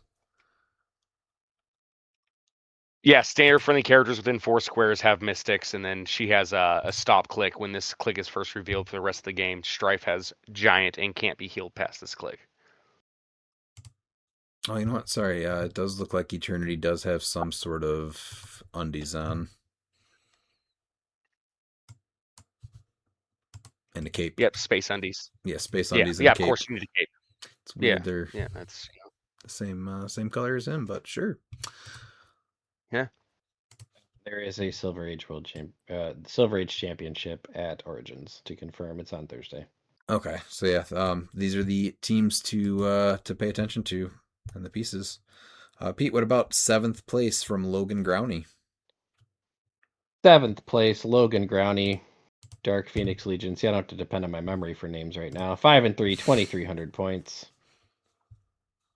We've got Prime A-Bomb. We've got Zod, Ursula, and Non. Ooh, Ursula. Avatar of Animal Man, Ace. Ursula, yes. Now I can't read him now. Avatar of Animal Man, Ace. Yes, from the Little Mermaid. She became part of the trio. Yes. Dark Phoenix with the motorcycle, the AV60. Madam Web at 30 points from Spider-Man Beyond Amazing. There's your girl, Redman. Mephisto. Madison with an I and a Y, Not Where You Think, with Spin and 0. Daredevil, there's your other buddy. Crimson Gem, Timebreaker, and Sideline was Fortify, Spectral Armor, Animal Man, Black Skull, Doom Supreme, Ghost Goblin, Gorilla God, and Gorilla God, I always say that. Gorilla Grodd and Kid Thanos. So MOE swap is back, baby. I did get to see So this with it one being played. Ursula, do you think that the team name should be Poor Unfortunate Souls? I was so happy you picked up on that because I was going to start singing it here in a second. I was going to say whoever he played was probably some poor unfortunate souls. He ended up going 5-3 for the day, but I got to see one of his matches against who was it? I think it was top 16. That was a really good match. Yeah, that was yeah. that was a really good matchup. Oh, it was against Marcus Andrew Daniels. So yeah, really good match. Yep. It was a Swamp Thing team, and he had the Ghost Riders, the Yep. restricted unit. So that one's up on the stream. That one was a really good one to watch too. I really like him as Zod, Ursula, and Non better. Yeah. Flotsam, Ursula, and Jetsam. Mm-hmm. That's the Eels' names, just for listeners that don't get that reference. I would hope everyone gets that reference. Miles, who took sixth place? All right, and in sixth place, we have Ethan Air Kilometers Davis. Air Kilometers is his Discord name. With Ruler Roster. We got the first theme. He went 6-2 with 1,895 points, and his top 16 game, he was missing a lot of triggers, and he said he was getting tired. So, I mean, I understand. I guess he's not used to being in this high of top cut. But he had Ruler Roster with Camo, with Remaker and Spectral, Blackheart with the Power Gem, DJ Doom bringing not only the beats but the time platform, Butterfly. And then you have Black Shirt Porters restricted with Copycat and Weasel. Then you have Diabolic Bargain, Spectral Armor for his one-shots, Anti-Venom, Major Logan, Mr. Oz, and Mern as his Butterfly options. And then he had Dr. Doom, the Sorcerer Supreme, and Robot Doom as his Doom swaps. And then I think we got to see him go in top 8, maybe, I think it was. No, top 16, and then we saw Logan go into, or was it top 32? Maybe it was top 32. Oh, maybe it was top 32 saw that we saw him, yeah. It was... I'm going to see. Yeah, I'm checking. We saw his game. It was against Isaac J. Oh, yeah, so we saw his top 32 game. That one I watched in person, so it was on Brock's Bunker. Yeah. That one had a weird interaction with the ruling as far as the plant terrain markers being under debris, still being able to generate plants under them. I don't know what that call is, but I would definitely like to see something official on that one. Yeah, it's one of those things. Well, technically, it doesn't say that it doesn't work, so it's one of those gray areas that it's just it doesn't make sense because it's like, okay, so you can generate a plant marker with Ivy from 4 away of a plant marker that's covered by another terrain, but you can't attack through that or poison through it. It's weird, but the thing is that plants are back in a big way, and they're doing really well at a lot of events, and so it's something that we're going to be seeing, and we need to definitely get a ruling on how they interact with being piled up on terrain. Well, we also have some new terrain coming out that that could potentially interact with other terrain. So there needs to be some more clarifications for some potential rulings before it even happens. Because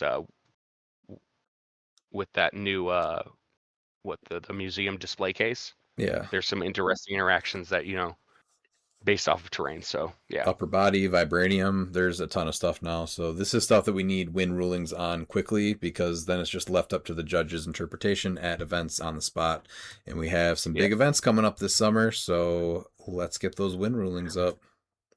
Yep. All right, what about 5th place, Pete? 5th place, Connor Varnado, Kong Pack 6-2, 2610. He's got a Kong. That's his restricted piece. 200 points of Kong, actually. Mogo, Avatar Phoenix Force, Chip with the Spin Ring.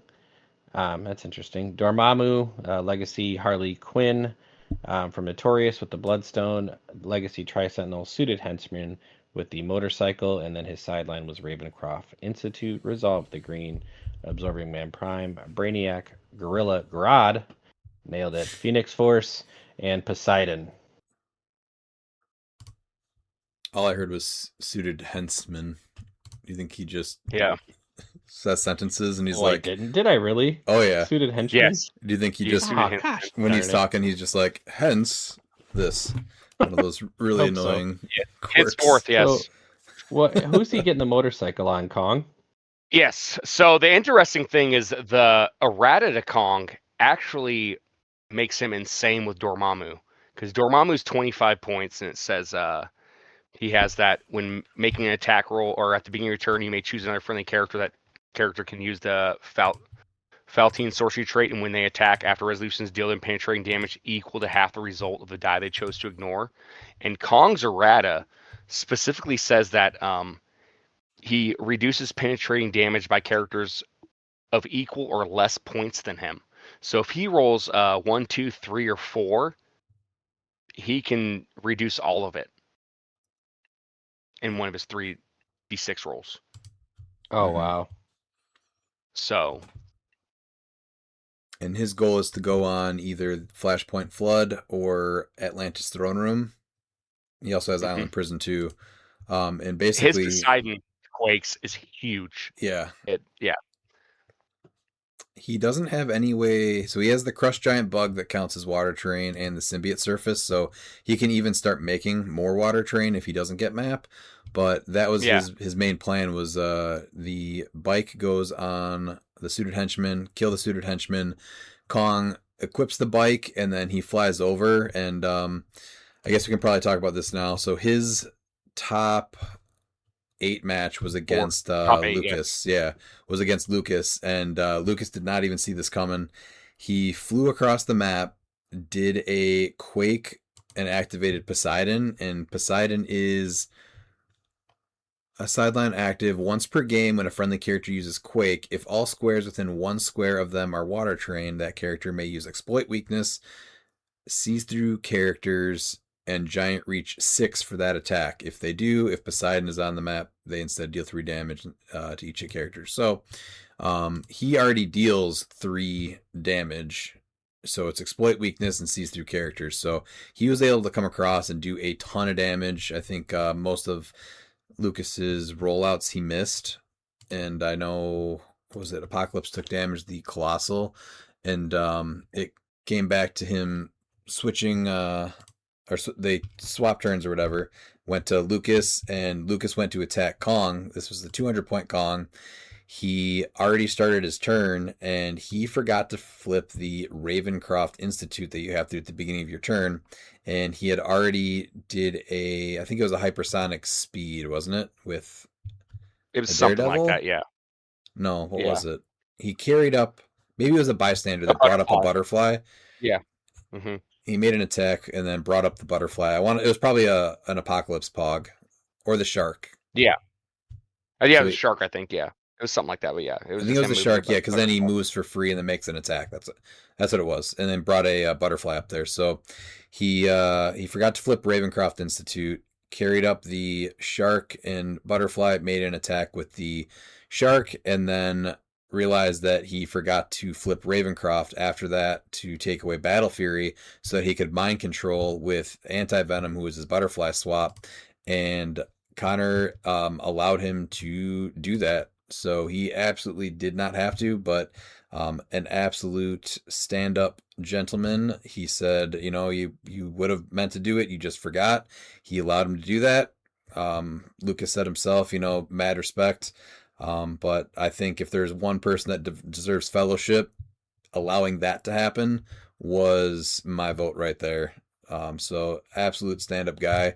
Allowed that to happen after a big play, and it totally changed the entire game, because after that, Kong lost all of his powers, went down in that one turn, and he was looking really good to win it, and it went from that to not a chance, because Kong went down, and then he just really didn't have anything else left. Wow. Yep. I mean, good for him for doing that, but that's a huge call. Yep, I think a lot of Yeah. people have to ask how many of you would do that if you were in his place, and I don't think many people would. No. I'll be honest, I don't think I would, honestly. Just because I've had people like stop me from doing that things, and I'm like, all right, and I've lost games because of that too many times. In the heat of the moment. I mean, I'll be honest, I wouldn't, yeah. And then another big thing too was when he did the Quake, the only character that took knockback was Anti-Venom, and so he decided to knock him back, which knocked him back to that power. And with Bloodstone, Lucas would have had to find a way to heal Anti-Venom and roll a 3 or more. I realize it's a 66% chance, but still, like there was still a chance that Anti-Venom wouldn't have been able to get that special power because of Bloodstone. Yeah, that was the big misplay, was that he did not count that out. He just assumed more damage is better and didn't even look Yeah. at the card to do that. So that was definitely a little bit of a misplay. Yeah. But Lucas said, you don't have to do this. I would have flipped it, and he's like, go for it, and he did. So yeah, just mad respect for Connor. And like I said, if there's one person that should have gotten fellowship for the weekend, definitely him for top 8 in the Silver Championship. Basically just handing over the game when he did not need to. So that was and class I'm act. not gonna lie and say that I would 100% do the same thing. So I've lost I think a ton of games because of doing similar things like that and not fighting that. I think that's something where it definitely would have come down to what have my past experiences been with that player first, and if they would have, done a gotcha moment or something like that in the past. Obviously, I owed him one to not do that, so it always comes down to that for me. But and I've never had any bad interaction with Lucas. I would have done it with Lucas, but yeah, there's always things like you said with past experiences and everything, and it would have been a tough call, and that's why I can't 100% say I would have done the same. But I talked with him after the event, and he said, yeah, he's there to win with his opponent as best, and there's a few things that he could have done better, and he's just going to learn from the experience.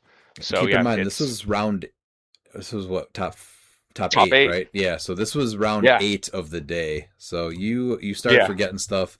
Your brain is definitely hurting at this point, and you're just kind of drained. So making it that far is huge. So congrats to Connor for making it to 5th place on that. But again, just mad props for being a stand-up guy. All right, let's go to top 4. Who's got Matt Donham's team? So Matt Donham played Magneto Tentpole, which was Magneto at 295 with the Soul Gem. Apocalypse X Swords 35 point with Sword Bearer. Was a Black Shirt Porter with Remaker and 0, and then Groot from Avengers Infinity with Abscissa, Absorbing Man, Black Vulcan, Brainiac, Gorilla Grodd, Mimic, Scrappy Doo, and BTAS Flash on his sideline. So I didn't get to see Matt's team get played too much until the last game. Obviously, he did really well to make it to top 4. What was he? He was 7-1 going into that round. So he ended up playing eventual winner John Michael DiGiulio, and he just had a team that just was able to pick it apart pretty fast. Yeah, and he's been playing this team. This is pretty much the team that he had that got him to 2nd place, which, and he could have won the finals at Worlds for the Intercontinental Championship. Yeah.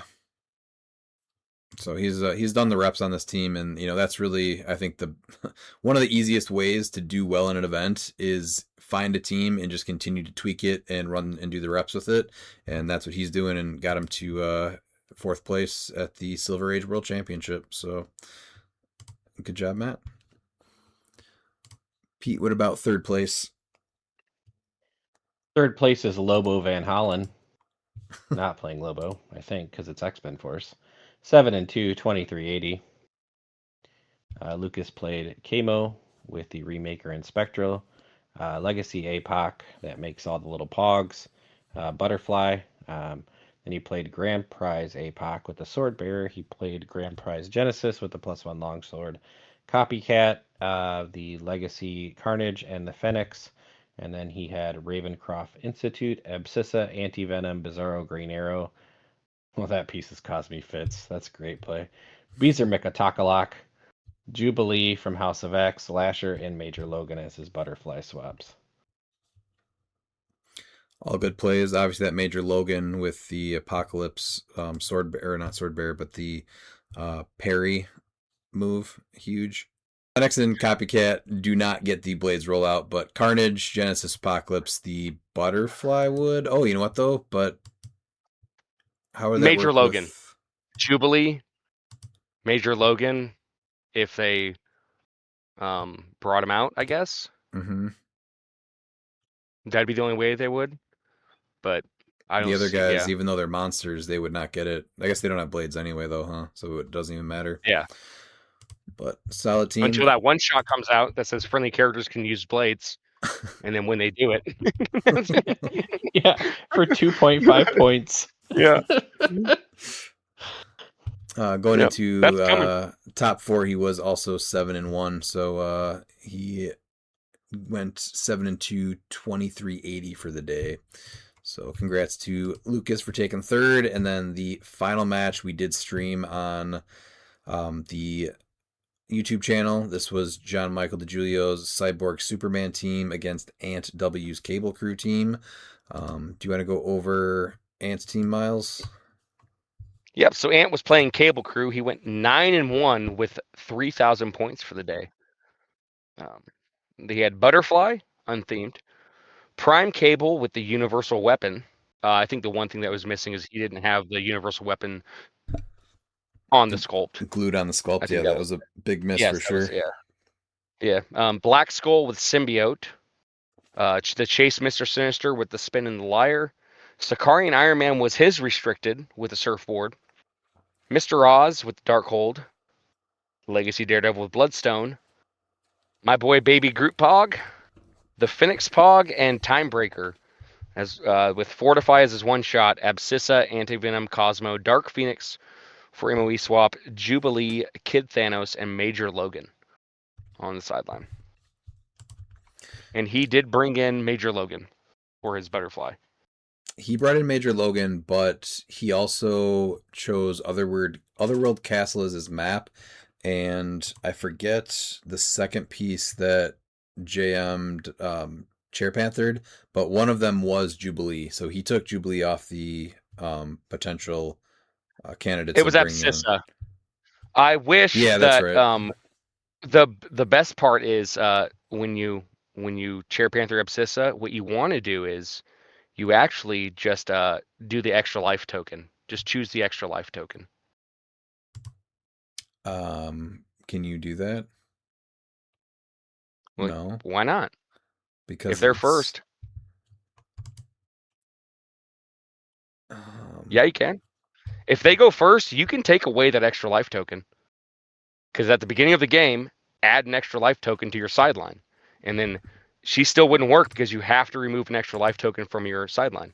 So you're just like, yeah, let's go ahead and take away the extra life token. You can keep Ed Sissa. How is Chair Panther worded though? He's No, they'd have to go first. So Chair Panther picking up Sissa was the right choice because Chair Panther went first. But what I'm saying is that if you go second with Chair Panther, you just pick the extra life token just because. so game elements chosen for this trait can't be brought into the game or use sideline active effects. So you're not bringing the token in the game. And Oh, I thought you it couldn't doesn't. remove from the sideline. Yeah, never No. mind. Okay, yeah, I thought. Yeah, Yeah, it's so you have worded to pick very Sissa. Yeah. specifically. Yeah, it gets around some things. It does get around that people are not aware of. All right, that was. Yeah, but I know that it was Austin. Abscissa because that was a big thing because he kept trying to bring in figures. He's like, no, I picked Abscissa. Yeah, So if he that's picked right. Jubilee, then yeah. Yeah, So it he was a picked Jubilee both and Abscissa. Jubilees. Yeah, that is a good point. He did pick both Jubilees. Pete, what about JM's winning Cyborg Superman crew team? Sir John Michael DeGilio, first of your name, protector of the realm, lord of the silver. You now must honor the great maps, JM. He played Cyborg Superman crew. He went 8-2 after starting 0-2, which Miles has always told us is the best strategy. And he Same. finished with 20-85. He played Cyborg Superman with the Influence Ring and Spectral Ring Reverse Flash with the Blood Axe. Spider-Man from what Spider-Man is that? Yes, the Marvel 400 set with Mjolnir, Venom Magneto with the Venom's Axe, Chair Panther with the Bloodstone, Bardley Quinn with the Shock Gauntlets, Harley Quinn from Notorious with the Zero Ring, Plastic Man, Marvella, Legacy, Tri-Sentinel, Copycat, Daredevil with the Crimson Gem. Holy cow, it's a huge team. Superman from JLU 18A, Weasel in Timebreaker, and his sideline was Jericho Drum, Spectral Armor, Black Flash, Black Vulcan, Brainiac, Scrappy Doo, Superman from the Iconics, the 012 that comes in, and Zeus. Congratulations, John Michael. Well deserved. So this is Plastic Man winning the event. Yes, it sure did. This is the Cyborg Superman that can shoot across the map if you have had a piece with the Spider or Superman team ability KO'd. So this is a strategy that we've seen in Silver before. We had it happen in our big games also. So, I mean, this was something that is, I don't know how you would not know that this is the strategy with this team. But round one, Jam killed Superman because he went first. So that triggers Cyborg Superman's ability to shoot across the map. And Ant just kind of barriered up and clumped his team together. And so just kind of seeing all that played out was very surprising. I don't know if he just didn't see that that was the play or what, but he has how many bolts? Just one bolt? Did he get a second bolt But he gets somehow? 3.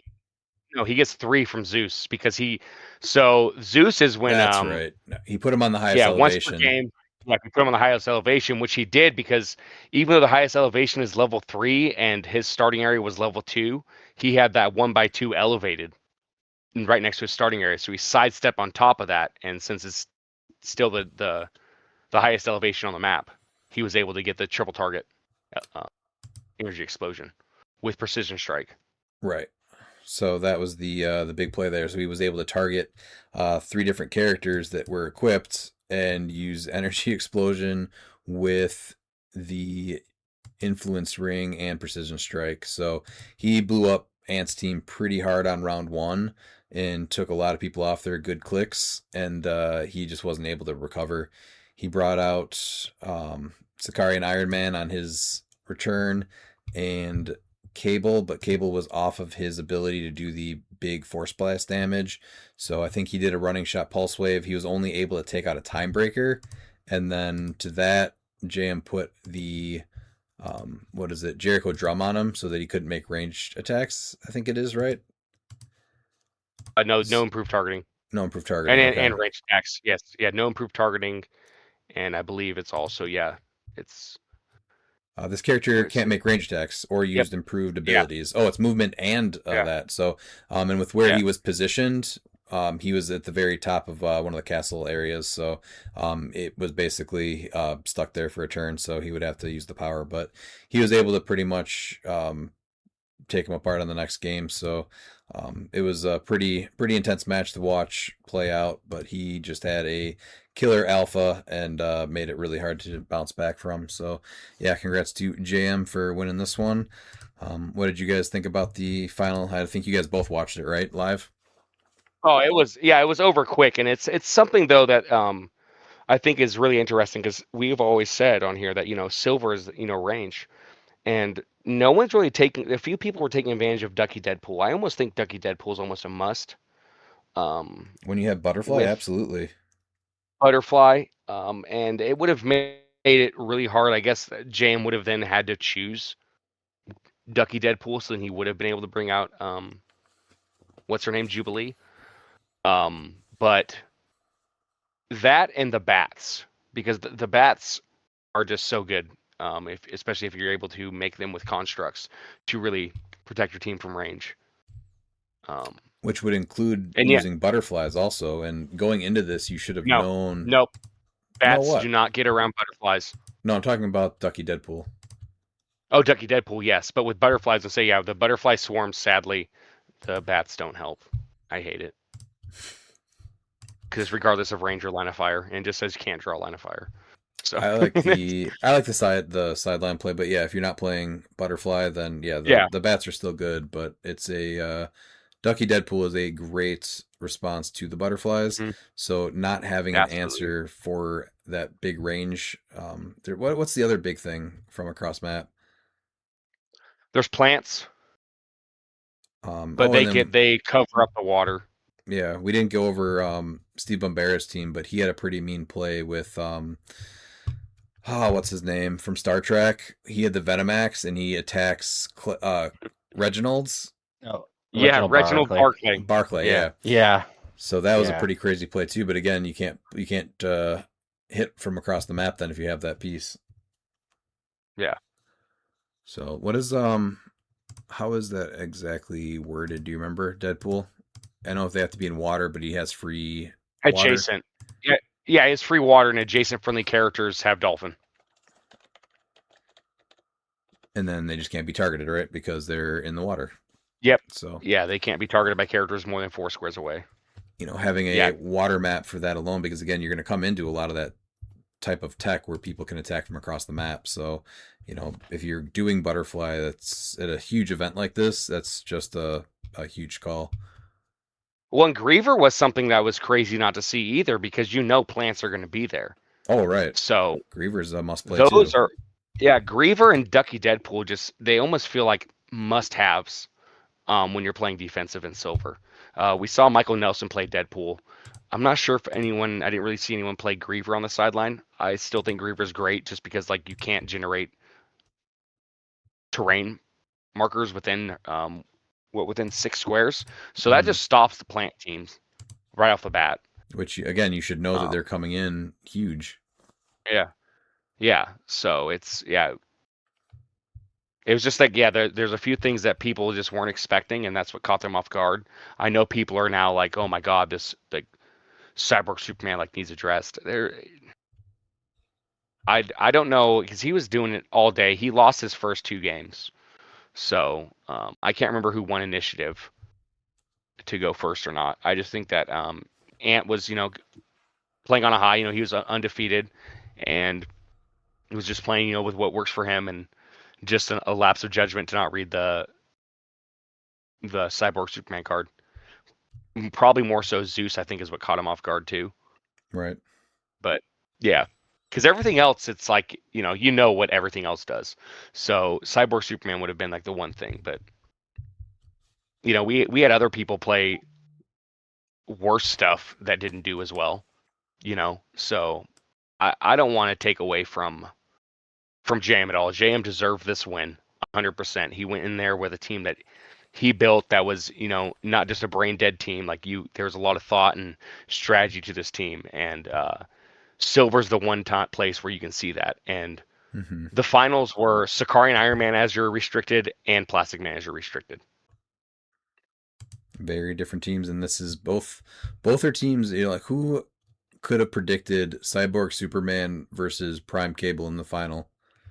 Nobody, and that's what's great about Silver.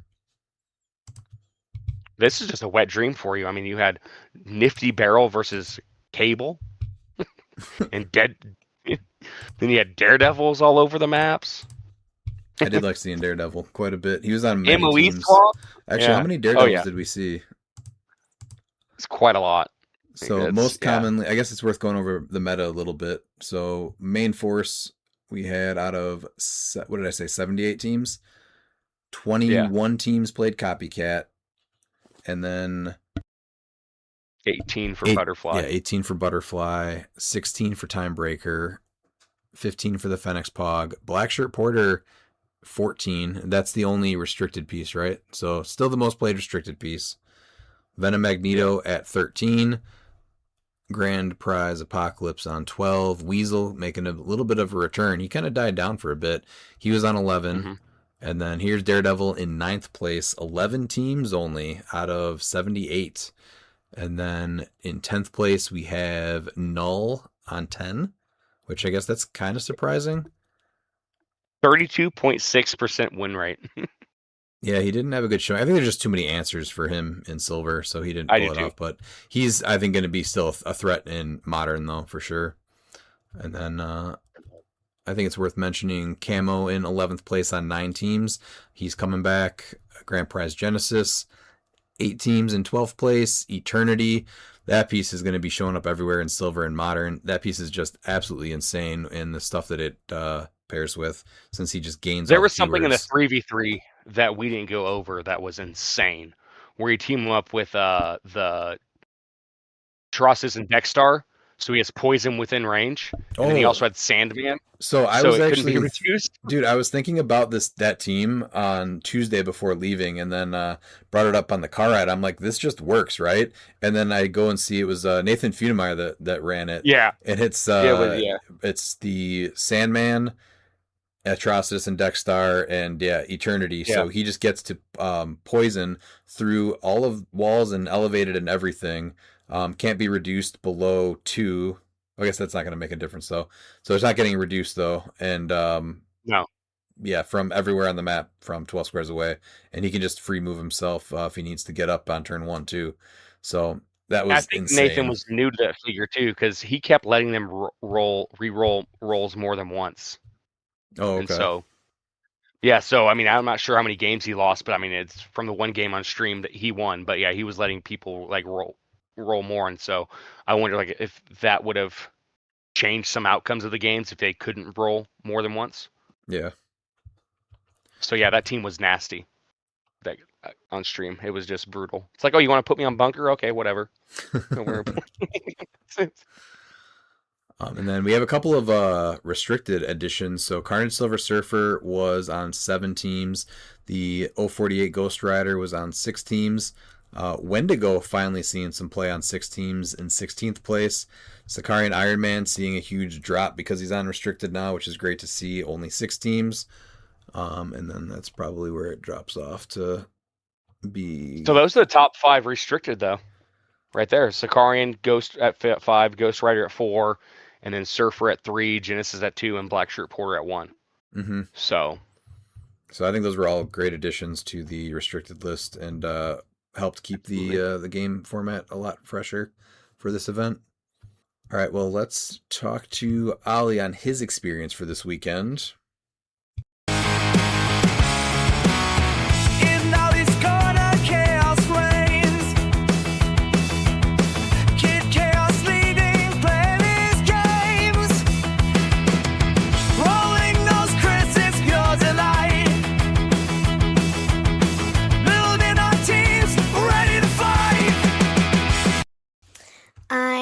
Back, and today I am here to talk about my H4H.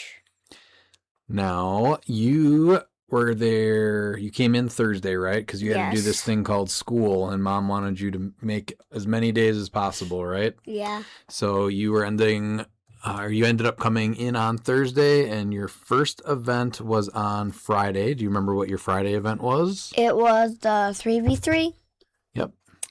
So it was 3v3 modern, 400 points, and I played a monster theme with Null, with the Crimson Gem, Agent Anti-Venom Prime with the Venomax, Anti-Venom Legacy card with Avatar of Animal Man, and then I had Fortify, Ares, and Mimic on my sideline.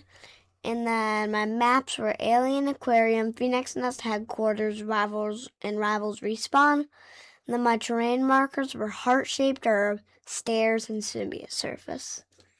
All right, so your first round was against Mark Adler's Kyle Rayner Mob. Yes. Remember how that one went? Not great. Not great. What did you think about that team? My team or his team? Well, we just talked about your team, so what did you think about going up against that team? Not good for me at all. This is the one that just has all the poison, right? No, it makes 2,000. Oh, that's right. It's the one that just makes 1,000 attacks because of Eternity, and they have Life Foundation on the sideline. That's right. Yes. So as a player, how does that make you feel to go up against a team like that? I don't like that. No? So I thought they fixed it. no, they took away one of the cards that made something else an issue in Silver, but you can still do it in Modern, and so in 400 points, it just makes it easier, right? Yep. Yep. So that was your first round. Didn't go well. Wasn't fun, right? No. That's okay. What about round 2? You went up against Brian Perez. He had a Carnage God of Symbiote team. So what did you think about this matchup? A little more fun? Yeah. He didn't know what Anti-Venom did, so I hit him with Ooh. Anti-Venom, Okay. and then I hit him with Null, and then he took 6 damage straight through on his Carnage God, which then brings him down to what click? Oh, it was a full point one? Yeah. Yeah, So he went click down. 7. Yep. And then he's at 10 charge, 11 blades, 18 impervious, 3 leadership.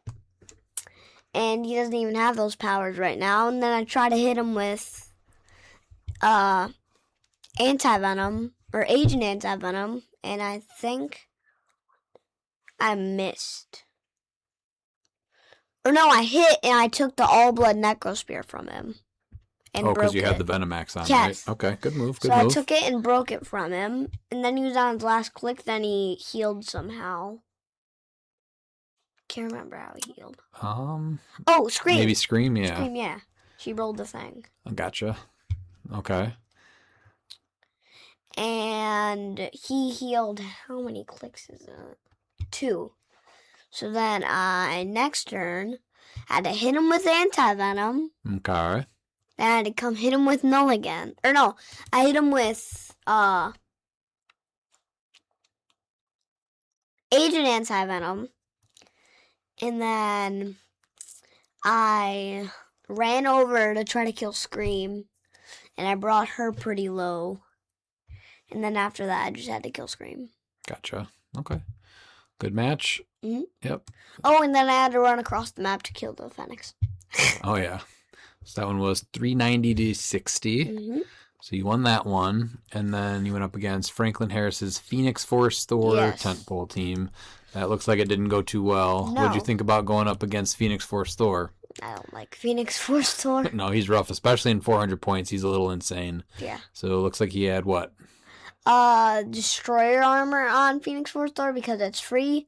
Mogo with Avatar of Phoenix Force, Umbrax, and the Clintar symbiote. So not a whole lot of stuff on the board either. It was really just the Clintar symbiote, and if you kill that, you give more powers to Thor. Yeah. And then it's just Thor coming at you. Was he making attacks with Mogo and Umbrax too? Do you remember? No, he No. was using them to get powers. Okay.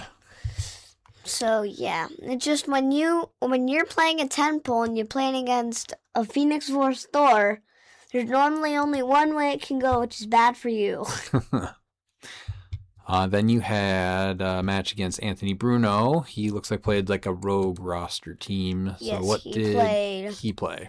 Rogue Prime with the Destroyer armor, the Hydra at 75 points with Animal Man, Captain America the Arena one with the Mjolnir, Nico with the Chair Panther, and the Big Sinestro. Mm-hmm. This is pretty close to actually what I played at CCO, except at 100 points less, so I didn't get Captain America or Sinestro on there. Otherwise, the main force is exactly the same pretty much. How did this one go? This was a rough one, it not looks good, like. yeah. How did it play out though? Did he come in at you with Hydra, with Rogue? He came in with so he knew what I was trying to do with anti-venom, getting the forward reach Wasn't thing a there. secret. No, he asked for my cards immediately. He's like, "What is this thing do?" So he caught on to that immediately. So he's like, so I just decided to spread out. Mm-hmm. So I'm like, I'm not letting you hit every single piece with your rogue and your cap. Yeah. So I kind of tried to spread out a little. Did he put the arena closer to his side or your side? I can't remember. I'm guessing his side because he has Sinestro, so he probably played it more defensively, I'm guessing. But you don't remember? Okay. No, I don't remember. That's fine. It looks like he went 215 and you got 25. Do you remember what you KO'd on his team? The Big Sinestro. Oh, Big Sinestro. Okay. All right, gotcha. It's easy to kill. And then round 5, it doesn't have any information really. So do you remember what you played against on the last round? No.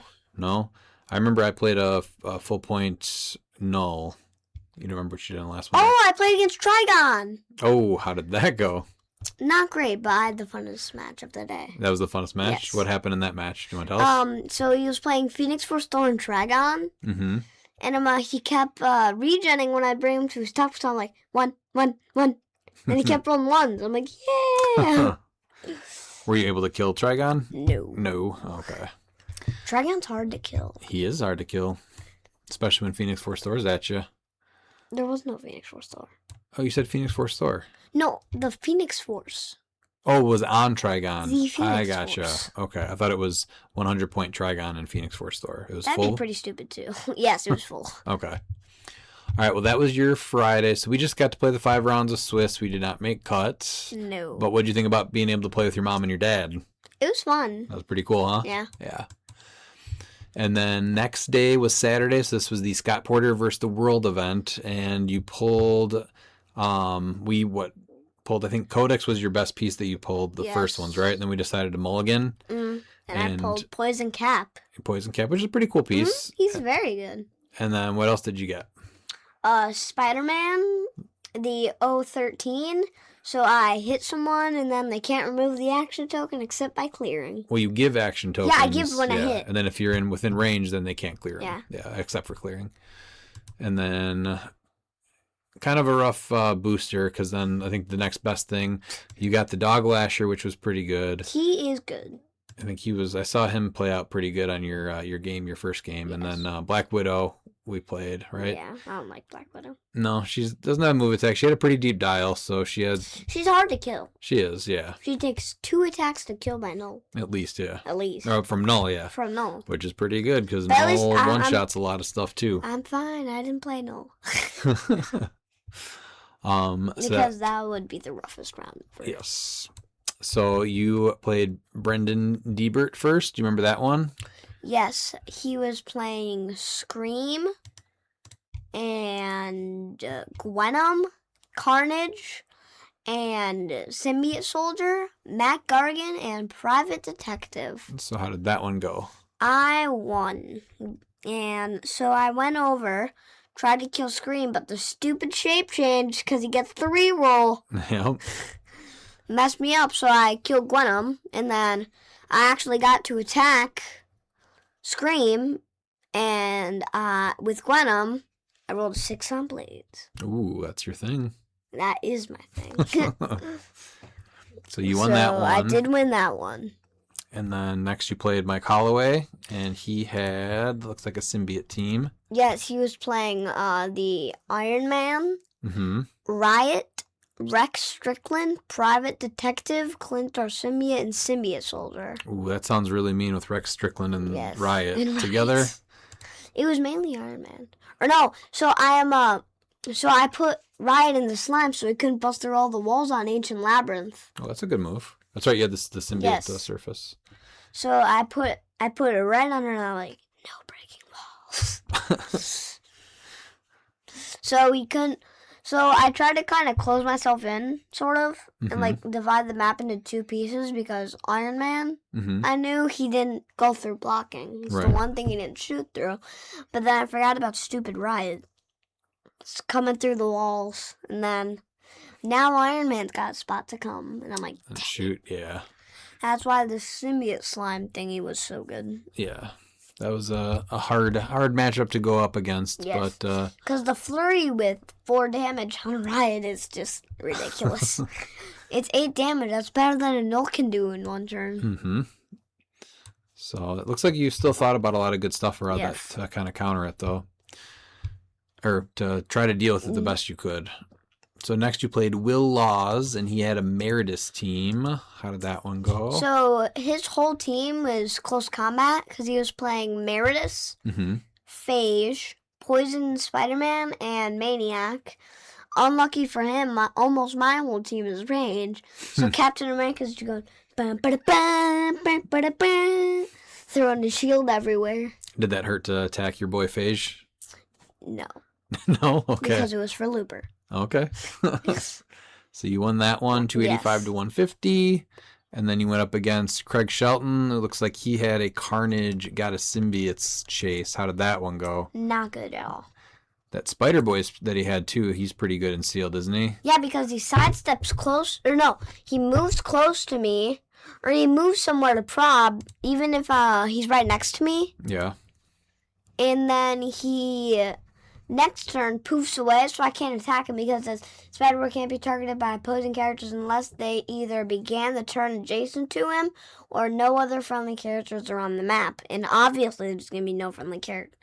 there's obviously going to be at least one friendly character on the map, Carnage, pretty yeah, much. exactly. So that was a tough one. Yes. You probably didn't have a team that was able to counter No. that well, but that was a 0 to 290. And then we got to see you play Nick Ballou on stream again at the end, and Yes. that was against a Chase Poison Thanos at 300 points. How did that one go? Not the best. Not the best either? I was hoping to prove Jeremy wrong that Poison Thanos wasn't the best. Well, in Sealed, he's not too terrible, Well, I in guess. Sealed, yeah, he's good because he's prob Yeah. and he does 5 damage. Mm-hmm. And if you pull some stuff that don't have reducers down, the dial it goes. Do you then, remember if you were able to take any damage or put him off? Yeah, he went to 6 because I rolled a crit at 6 on blades. That's right. Okay, I know you hit him pretty hard, but then he was just Yes. able to go back because Poison Thanos is still not bad and Sealed.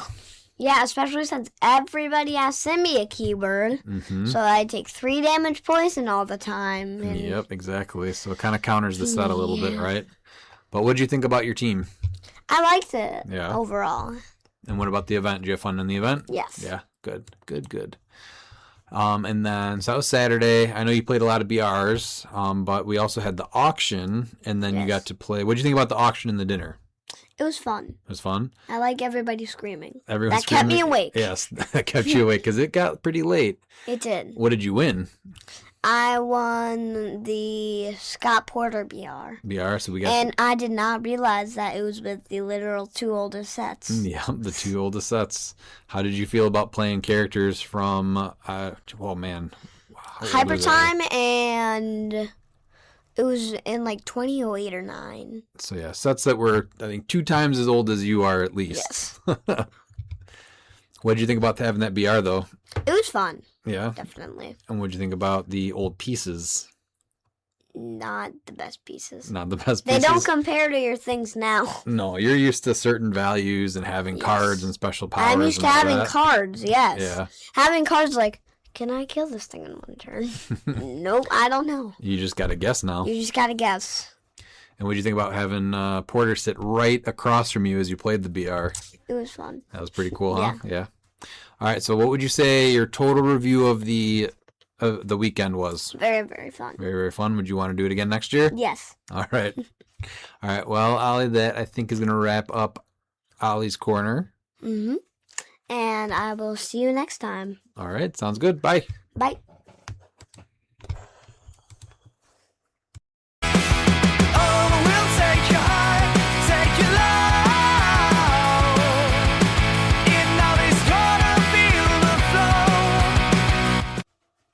And we're back.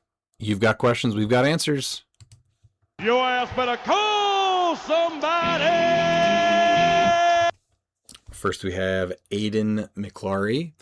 What would you recommend for someone's first major event to do all weekend? This was my first major event, and I did Battle Royales all weekend with the exception of Scott Porter versus the World Sealed event.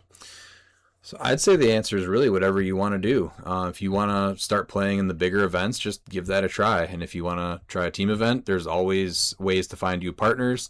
But also, if you're happy playing BRs, there's nothing wrong with that either. So, and if you want help preparing for any of the upcoming events, just reach out to anybody. And, they'll be happy to help you get there. But I think what you'll notice is that a lot of the players just want more players to attend events, and whether that's you playing competitively, just playing in sealed events, BR specifically, whatever makes you happy, we're just happy to have you there. Miles, what would you say? Yeah, no, whatever you're most comfortable with. I think that your first major event, I think that's probably good, especially for,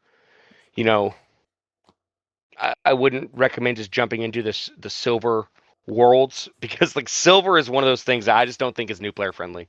I know, and people think that that's bad, but yeah, I don't. And because like you're going to want to play something and there's just so many things in silver that just say you're dead.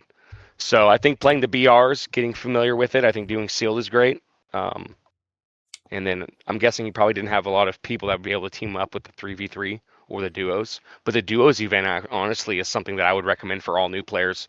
For sure. For anyone that's, more experienced, that, doesn't care about, that they don't have to win the event. It's all about the experience of having fun and to help teach someone. I think the duos event is something that, when you're looking for events that are new player friendly, I think having a duos event is the new player friendly format because you're able to team up a more experienced player.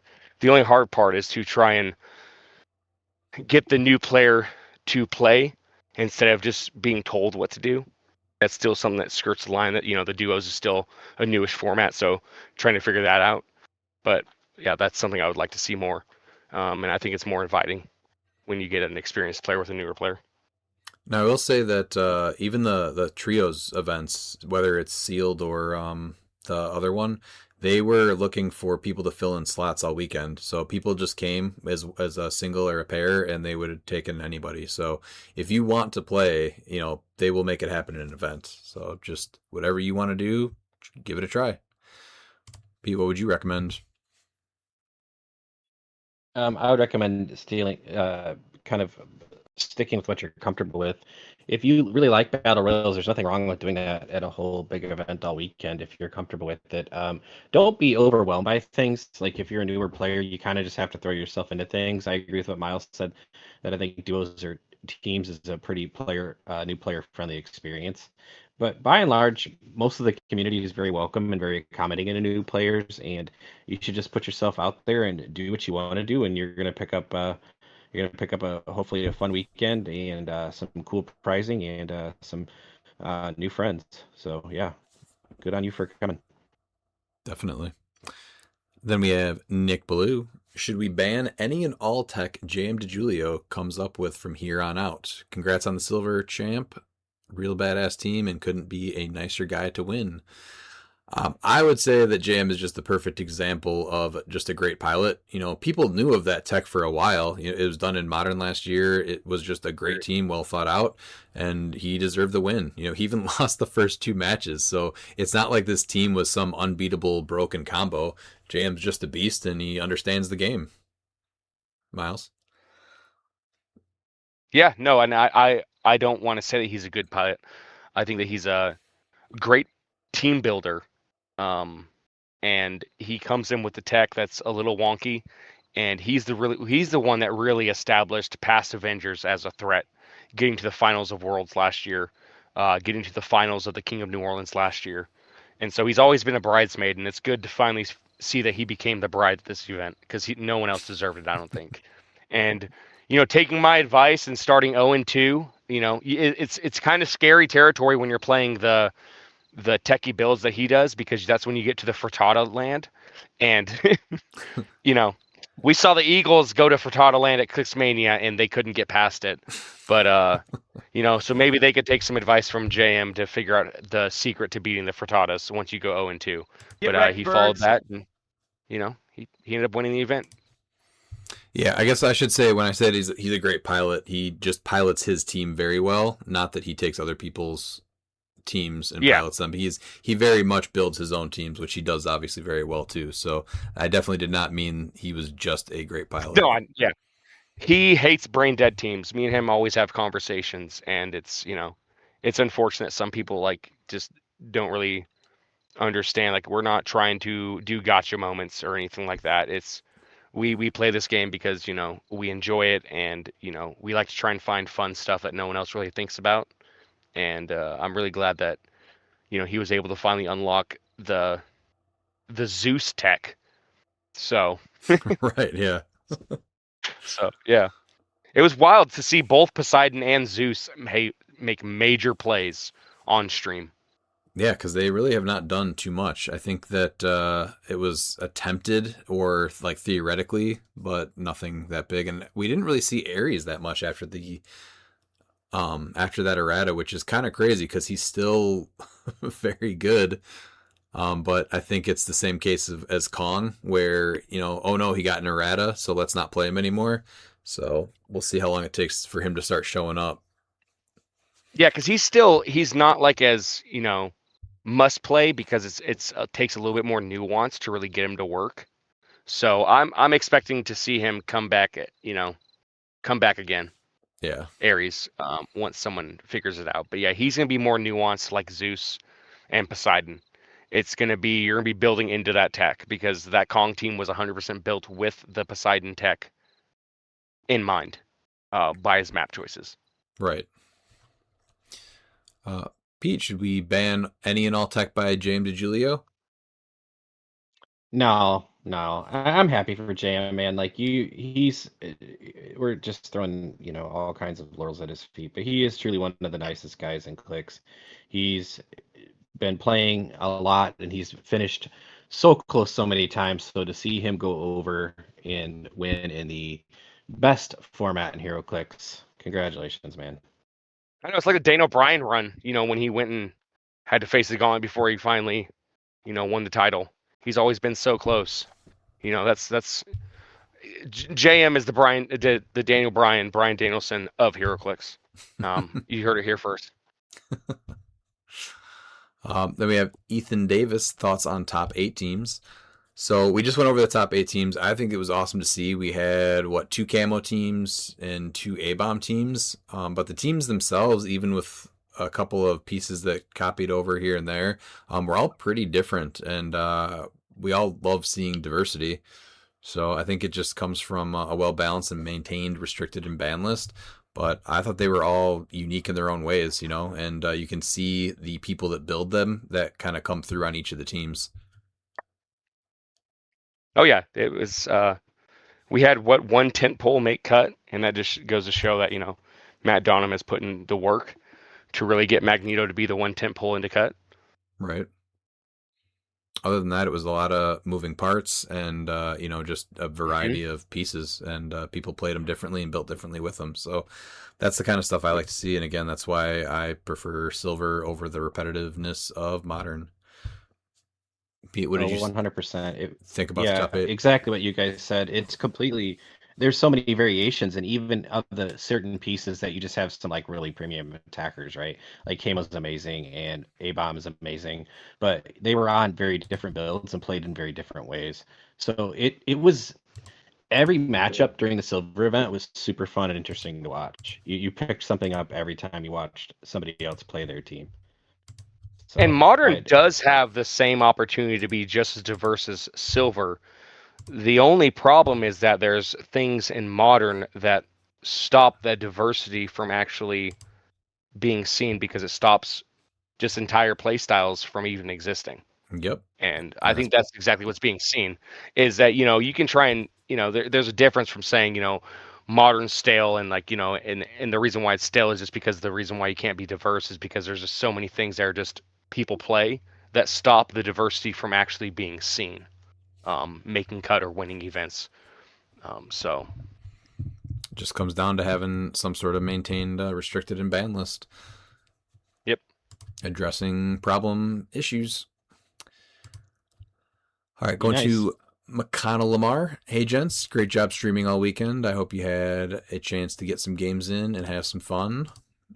Thanks, McConnell. Yeah, we played just that 3v3, and then Ali came in and got to play the 3v3 and in the Porter Sealed event, and then Christine got the 3v3, and then they both played some BRs, so everyone had a blast that got to go down there.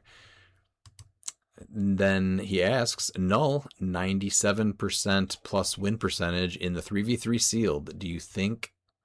Wait. I think he just meant the Scott Porter versus the World sealed event. Okay. I think he was getting them too confused. I think that's what he's talking about. Do you think something should have been done about him preemptively? Oh, yeah, absolutely. We knew how it was going to play out, and that's exactly how it played out. So Null should have been banned. Carnage should have been played at half points, and that event would have been so much better if that was implemented. Like I was saying before when we were covering the event,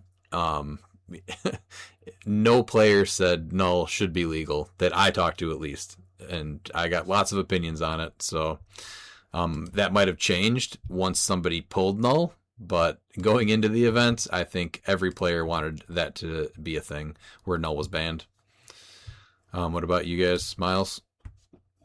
Yeah, no, it's it's not just Carnage too that needs to lower. I think Hybrid and Thanos as well. We've seen too many sealed events at H4H be destroyed because of these tent poles, because the set isn't balanced enough to really deal with these tent poles, especially in a 2-booster sealed, even with mulligans. It happens like every time. It was last year was Destroyer. Destroyer Prime. Yep. And then the year before There was Dark that, Side for those. Iron Allfather was, I think, 2 years before that. Because that was the next phase. So was Moon Knight. there was But even though that Moon Knight, the wild one was the Phoenix Force Wolverine. It just so happened that they were both taken out in the last event, but they definitely destroyed most of the field. yeah, But not many were pulled either, because it was only one booster and it was mixed with another set. Yeah, because that was one booster of next phase and one booster of Deadpool Weapon X. Yeah. So yeah, it changed it up a little bit. Yeah. Pete, would you like to have seen something done about Null? I mean, yeah. If you pull Null, you're super happy, but if you don't, then you pretty much know when you're sitting down across from one what's going to happen, unless you got another chase. So I think it's awesome that they had so many people come out to the event, and obviously that they chose to run it the way that WizKids runs their events. But I think we've seen enough of an example of allowing these tent poles and sealed running at top that they're just overwhelming. And if you don't have them, you're probably not winning that day. And it was the root of a lot of issues for the whole event. Mm-hmm.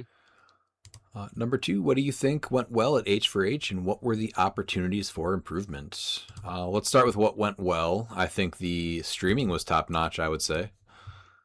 Yeah. Felt like I was there. Yeah. The auction. Yeah, I thought. Huh?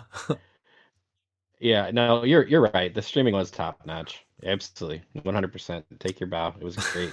I mean, you kept a bunch of people that couldn't make the trip involved. And dude, those were some long days.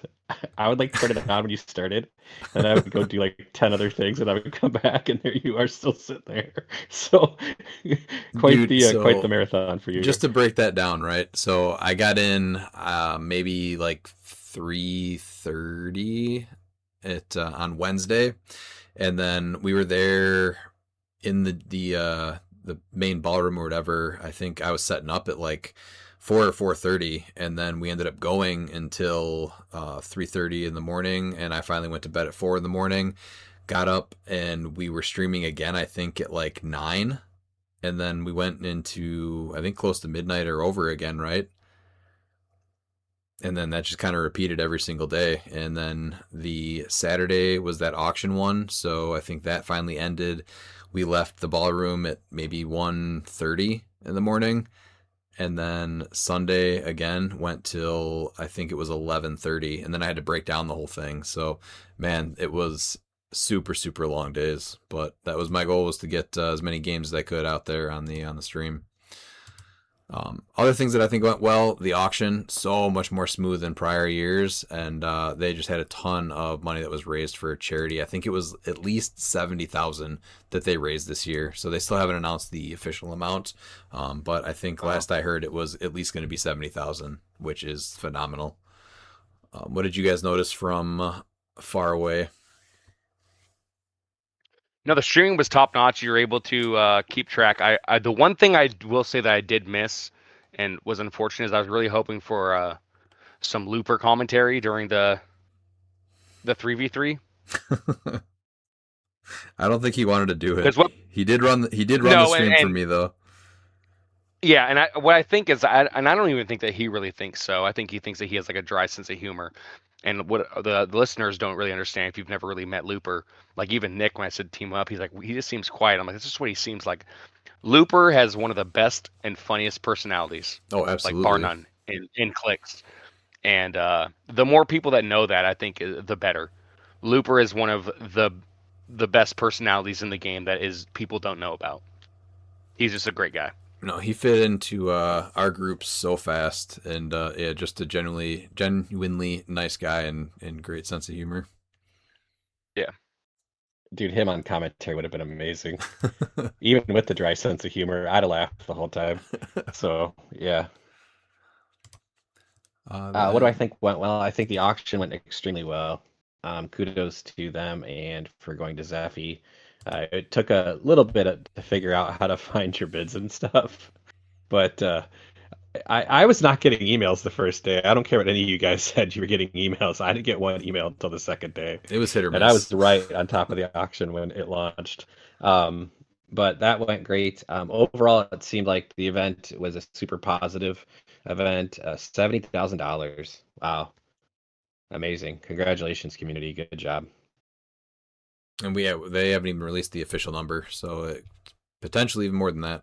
But opportunities for improvement. I think the players are starting to get more vocal about their issues and what they want to see. So I think I'll start with that. I want to say, continue, players. If you have issues, let them be known. And we'll try to have some change come about. I think the start times were very late on some of the events, and I don't exactly know what the reason was, so I think starting on time would be a little bit of a plus. And I think the time between rounds was pretty long. Also, not sure what the reasons were, so maybe there were legitimate issues that were going on. I was kind of in my corner, just making sure the stream was going, so I was not privy to a lot of the behind-the-scenes information. But those are the things that I think come to mind the fastest. Miles? Oh, one thing I did notice, and I did talk to a few people about it, and I realized that there was an auction and a dinner, but for a 129 person event for sealed, to have 14 4-1 people miscut is insane. And I realized there's a dinner and everything, but like cut to the top 32, do 2 rounds, and then do the dinner, just because, I mean, people also came there to play. But like that's just rough. 4-1 14 4-1s missing cut is just even though I know the result would probably still be the same, that just feels bad. Well, for this one they really could have just had, if you pulled a null or a carnage, you could have just made it to the cut right there and then just started it cut. Yeah, they should have. If you pulled null or carnage, raise your hand. Okay, everyone else? Top 32, let's go. We should have had Yeah, no, that actually is perfect. If you have a 129 person event, yep, and you want to keep those pieces legal, you're going to have them raise their hands for who pulled them. You're going to separate the groups into 2 sealed tournaments. Yeah. All right, the garbage pieces over here and the tent poles over here. All right, tent poles play each other. I would have preferred that. There'd just be so many 0-0 losses. Like top cut would have been like 1 and 4.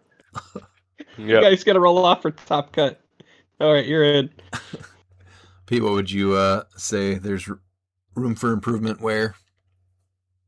I think that some of the formats need to be looked at, particularly like that sealed event. I think that should have been looked at pretty hard as to what was allowed to be participating pieces. That's really my only big one that I'm like, wow, that seemed a little rough for anybody that didn't get null or a chase. Yeah. Although double phage, I mean, I don't know. Alex said he's great. He did. Yeah. Ali will vouch for phage all day long. And then he asks, is Garrett light in the ass, or are HeroClix players just very strong? Yeah, they're just very strong. That dude is way heavier than he looks. And then as soon as you pick him up, he tries to play airplane, and he's just all over the place. That was the absolute most fun night, though. Did you guys see the pictures of that? I got a ton of them flying around. I did. Oh, my God. I just need to know if anybody, like, F5'd him or, like, actually finished the Death Valley driver on him. Did that happen? We tried not to drop him, but he did not make it easy. Oh, okay. So originally I was just trying to get him up, and he just sandbagged me trying to like be a plank, and that was the only time he kept his arms and legs in.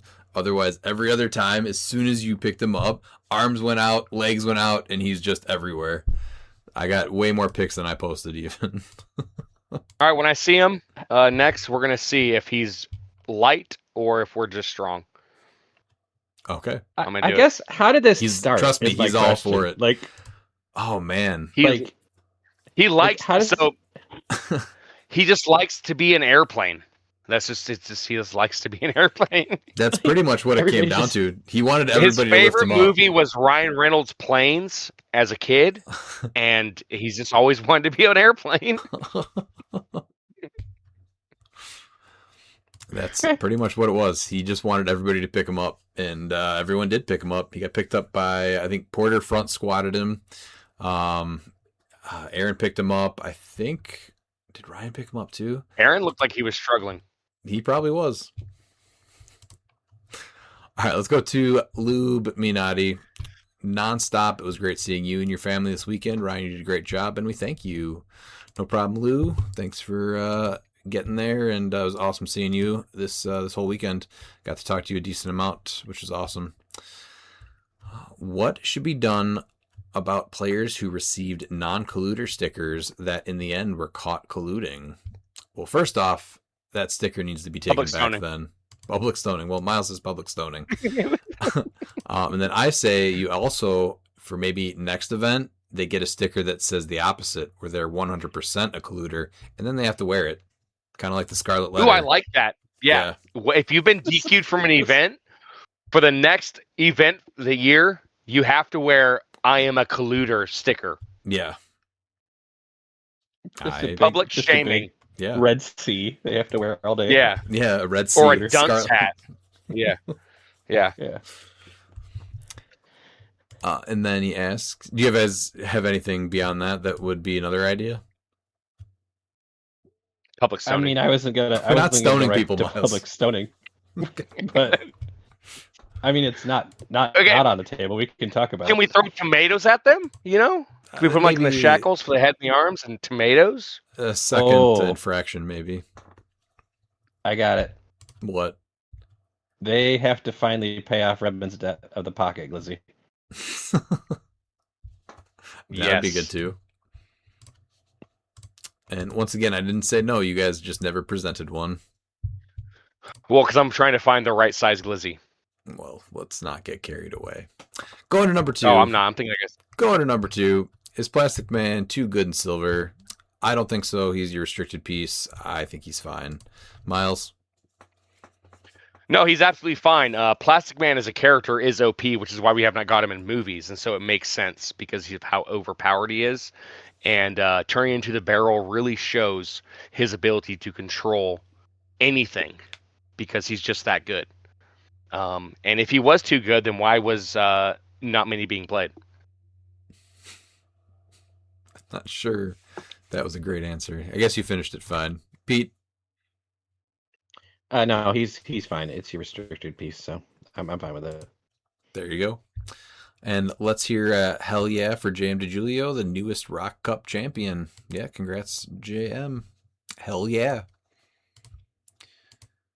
Going to Malcolm Rush. In each of the different big events, which HeroClix was the most overrated and which was the most underrated? Man, that's a hard one. I don't even know if I have an answer for the first one. The pieces were all underrated and overrated because they're very old. You guys got anything? Oh, for I the don't even first know one? the pieces that were played. Yeah. You'd have to ask Miles on that. Yeah. Miles, Yeah, you no, have- there was I think that the Cyborg Superman's it's hard for me to say overrated or underrated. I think that people just go for what's easy and forget that exists. I mean, Alex Mader was playing that in Modern before Right. Spider-Man came out. You know, making use of the Prince Batman. So, or Bat Yeah, I Prince. think that's actually good right there. So I guess we can start at the last event instead of the first event, Yeah. Miles. But I think Yeah. Cyborg Superman's probably a good answer. And then what about overrated? Probably Null, because he did not do good at all in that event.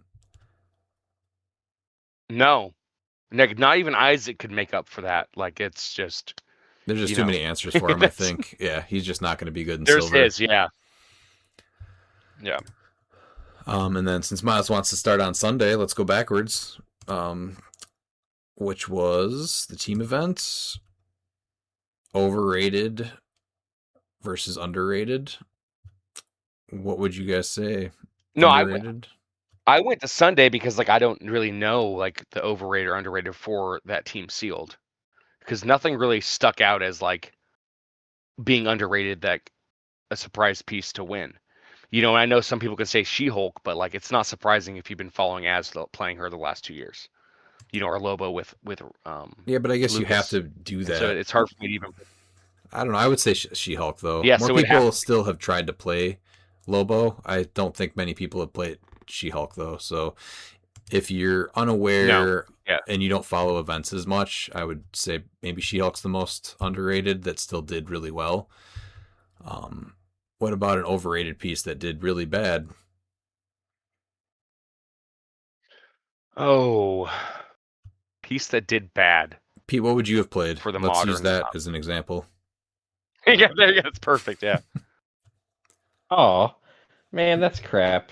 What would I have played? I'd have played a Temple. I'd have played Phoenix Force Thor.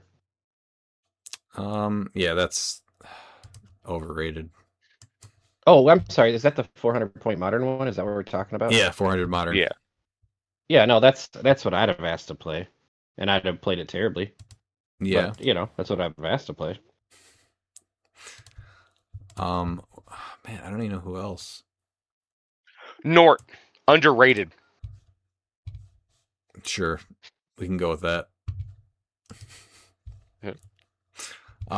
What about I'm not Sealed? gonna do the meta. Oh, I'm amazed at like Poison Doom. He was on 9 teams and he had a 52% win rate. he was on for which event? The team event? Scott Porter versus the World, right? Yes. You're on Saturday. Yeah, Yeah. I'm following along. Okay. Did you notice Vermin was on one? No, was on Scott Porter 8 versus the teams? World is Sealed. Saturday, that's a Sealed event. That's why. Oh, I thought we were doing Saturday. No, I think we moved to. What did you say, Miles? No, we were moving on to Friday already. Yeah. Which was I stand by my answer. That's the one you built the 400-point 2v2? moderns, right? Yeah, the 400-point modern ones. Yeah, because the duos was She-Hulk and Lobo as underrated, and I Oh, yeah, think see, that I'm all turned around. This is why I tried to start on Wednesday.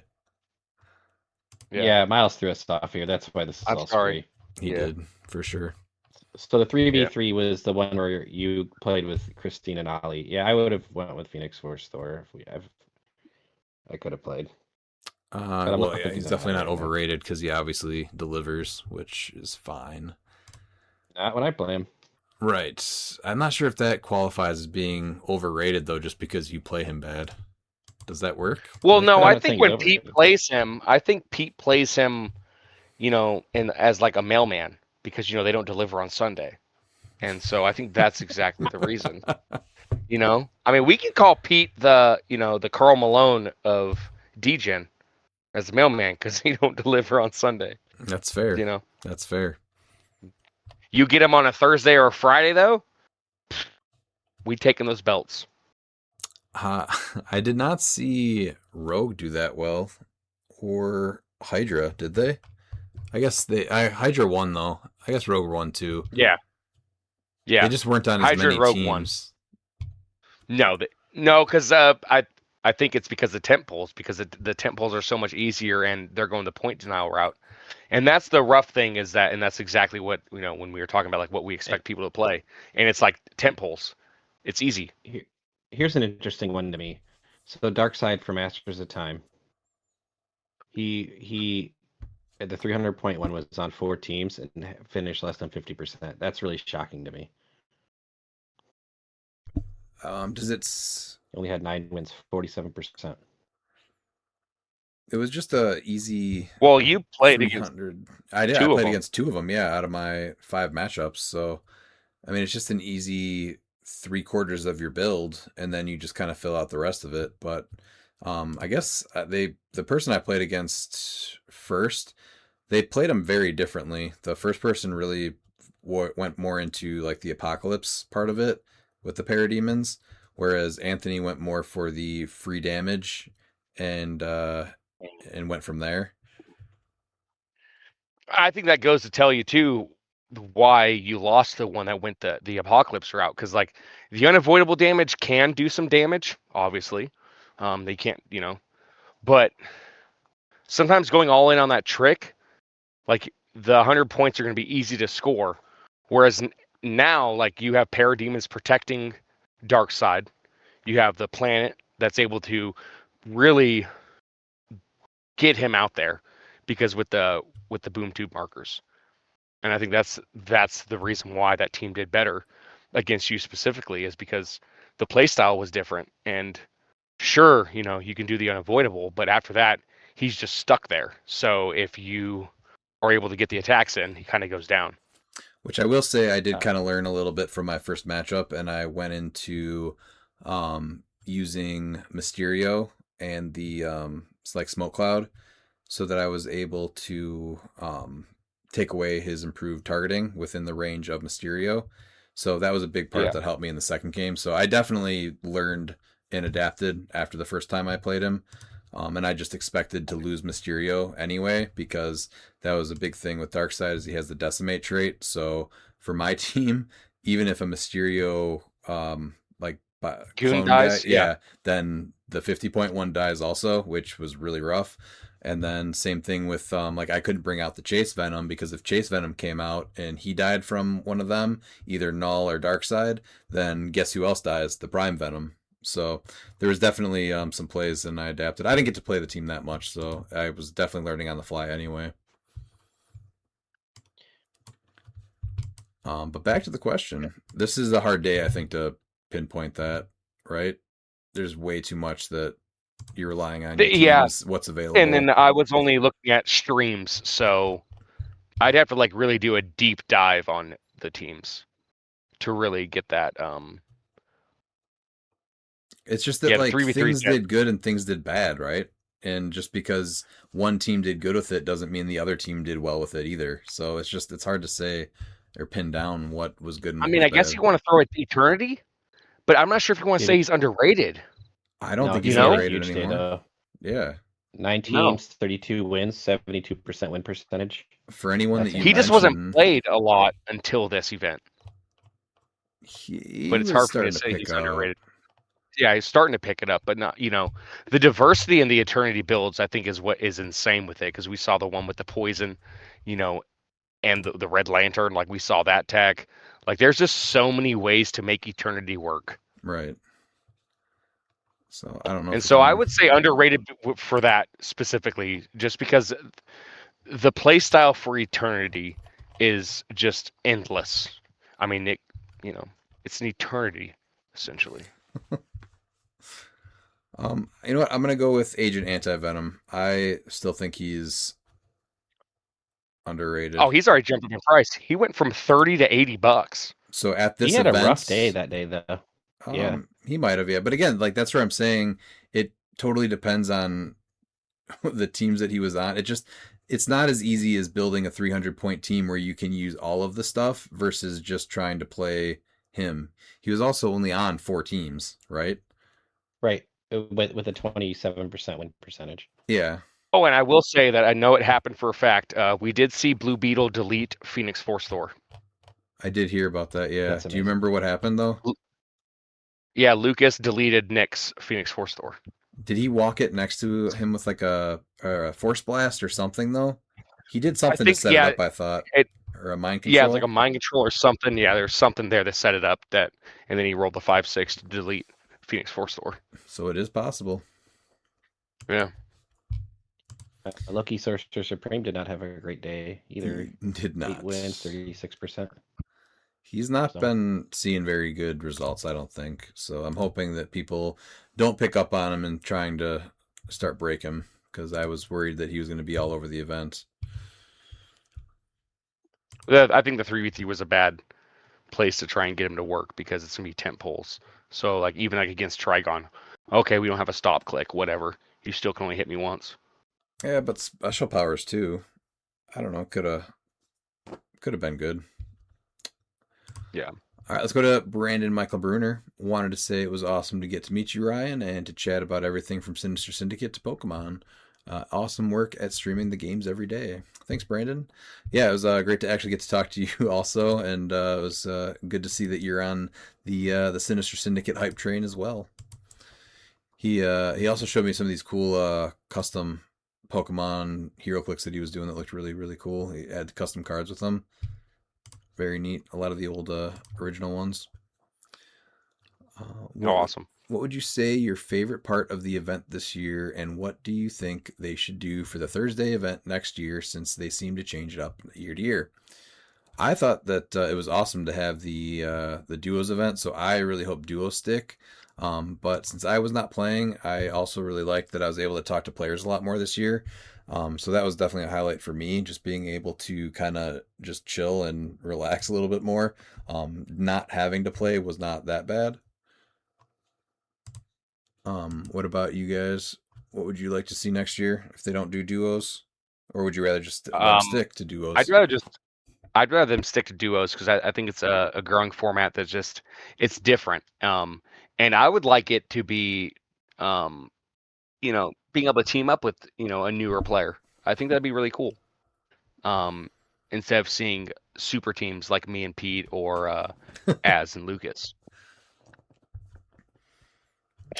One of those teams is not like the other, but yes. We're both super in our own way, okay? We're all four super in our own way.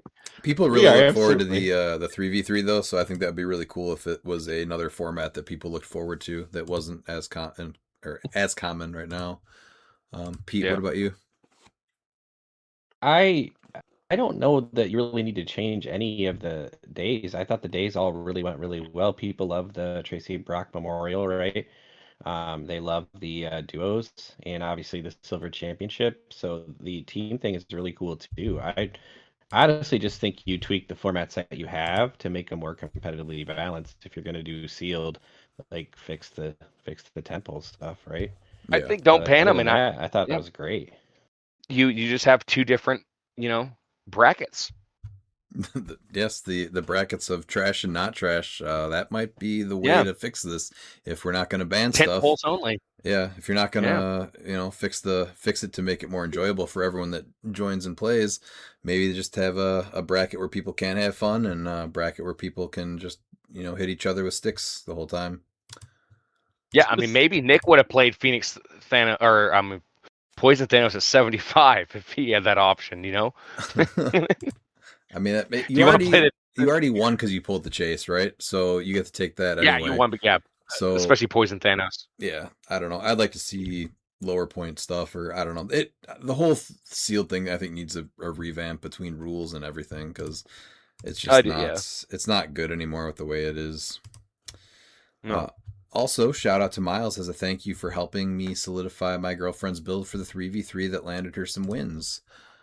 Was that absolutely the Trigon builds? Yeah, the Trigon build that sent you guys. Yeah. What'd you change on it from what we did?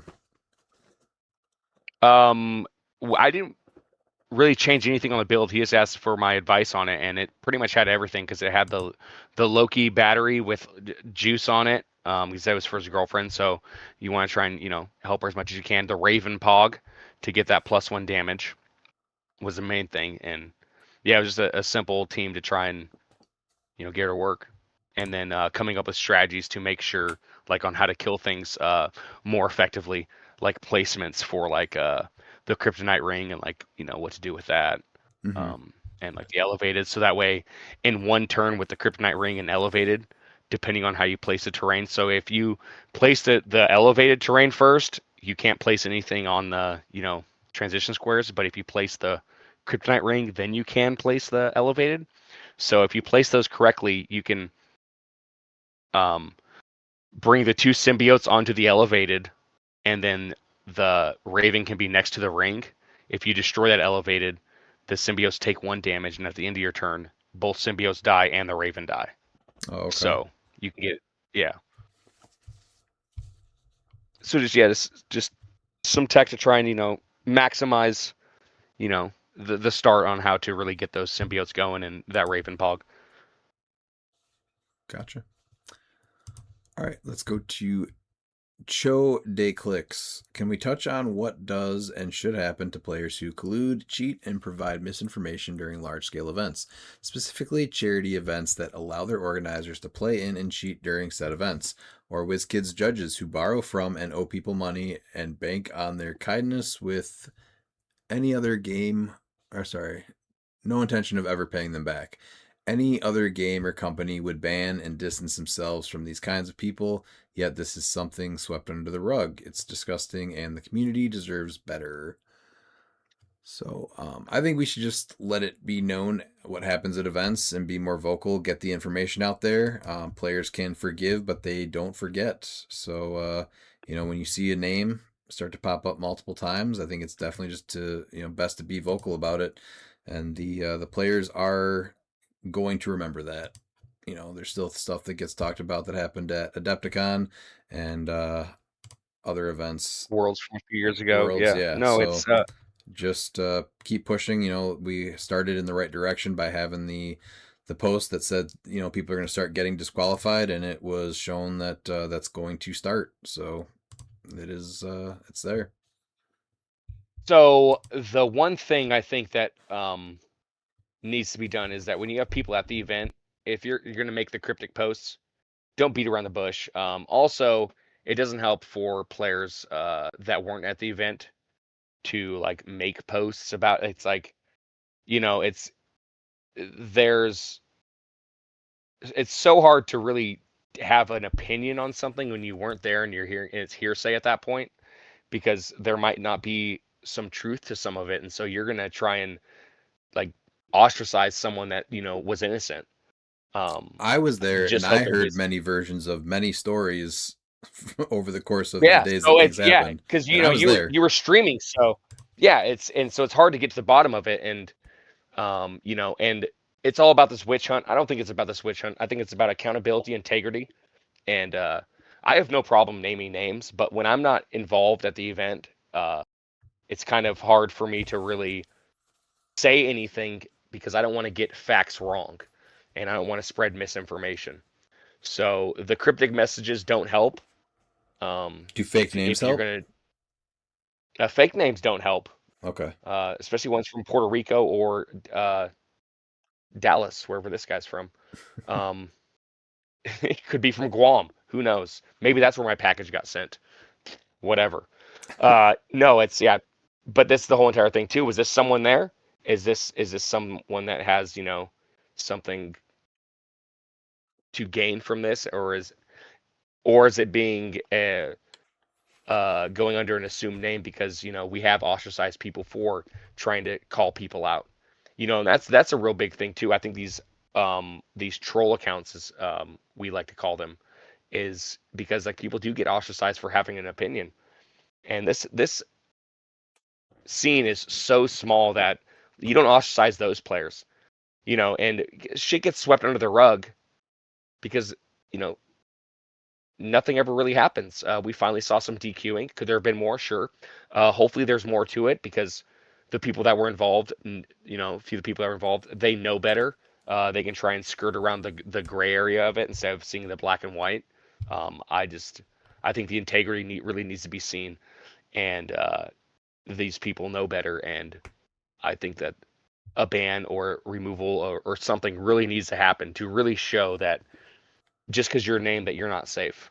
Um, Being a name, I think that especially when you try and go out of your way to try and be a name in this community, I think you have to be held to a higher standard than just your normal casual player.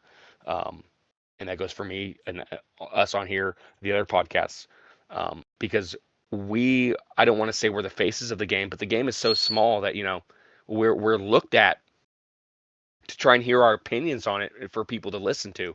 And I think the standard, it's totally fine to be held to a higher standard. Just like when you have those celebrities that attack people that want to try and take pictures of them and the paparazzi. I'm not saying we're at that level or anything, but it comes with the territory. When you're known for something, you have to hold yourself to a higher standard and accountability, and you shouldn't be using that clout to try and collude, try and cheat, or try and skirt the rules if you know what the rules are Right. Set inside an and out. example. Exactly. And these are bad examples. And I really hope that something does happen. I hope WizKids does see this as a problem, especially like, this is also like for Porter, like he does this for the community. And like this just takes away from a great event. And sure, there's little things that could have been fixed for other things, but everything's being taken away instead of looking at this event and looking at and celebrating JM's win of showing why Silver Supreme. We're talking about this collusion, and so we have these selfish players that have these egos that are costing this game from growing more because now instead of talking about the positives, we're talking about this negatives. And once everything comes to light, I have no problem name dropping people, but I'm not going to try and put witch hunts out for people that I just don't have the information for. So that's where I stand. Right. Like it needs to be talked about. It needs to be addressed. It can't be swept under the rug. But at the same time, like the focus really should be on the charity and the positives of the event. So it's unfortunate that, that's where a lot of the focus is going or needs to go. But, we can't just focus on the negative. I still think that we need to talk about, how great the actual event was for the charity.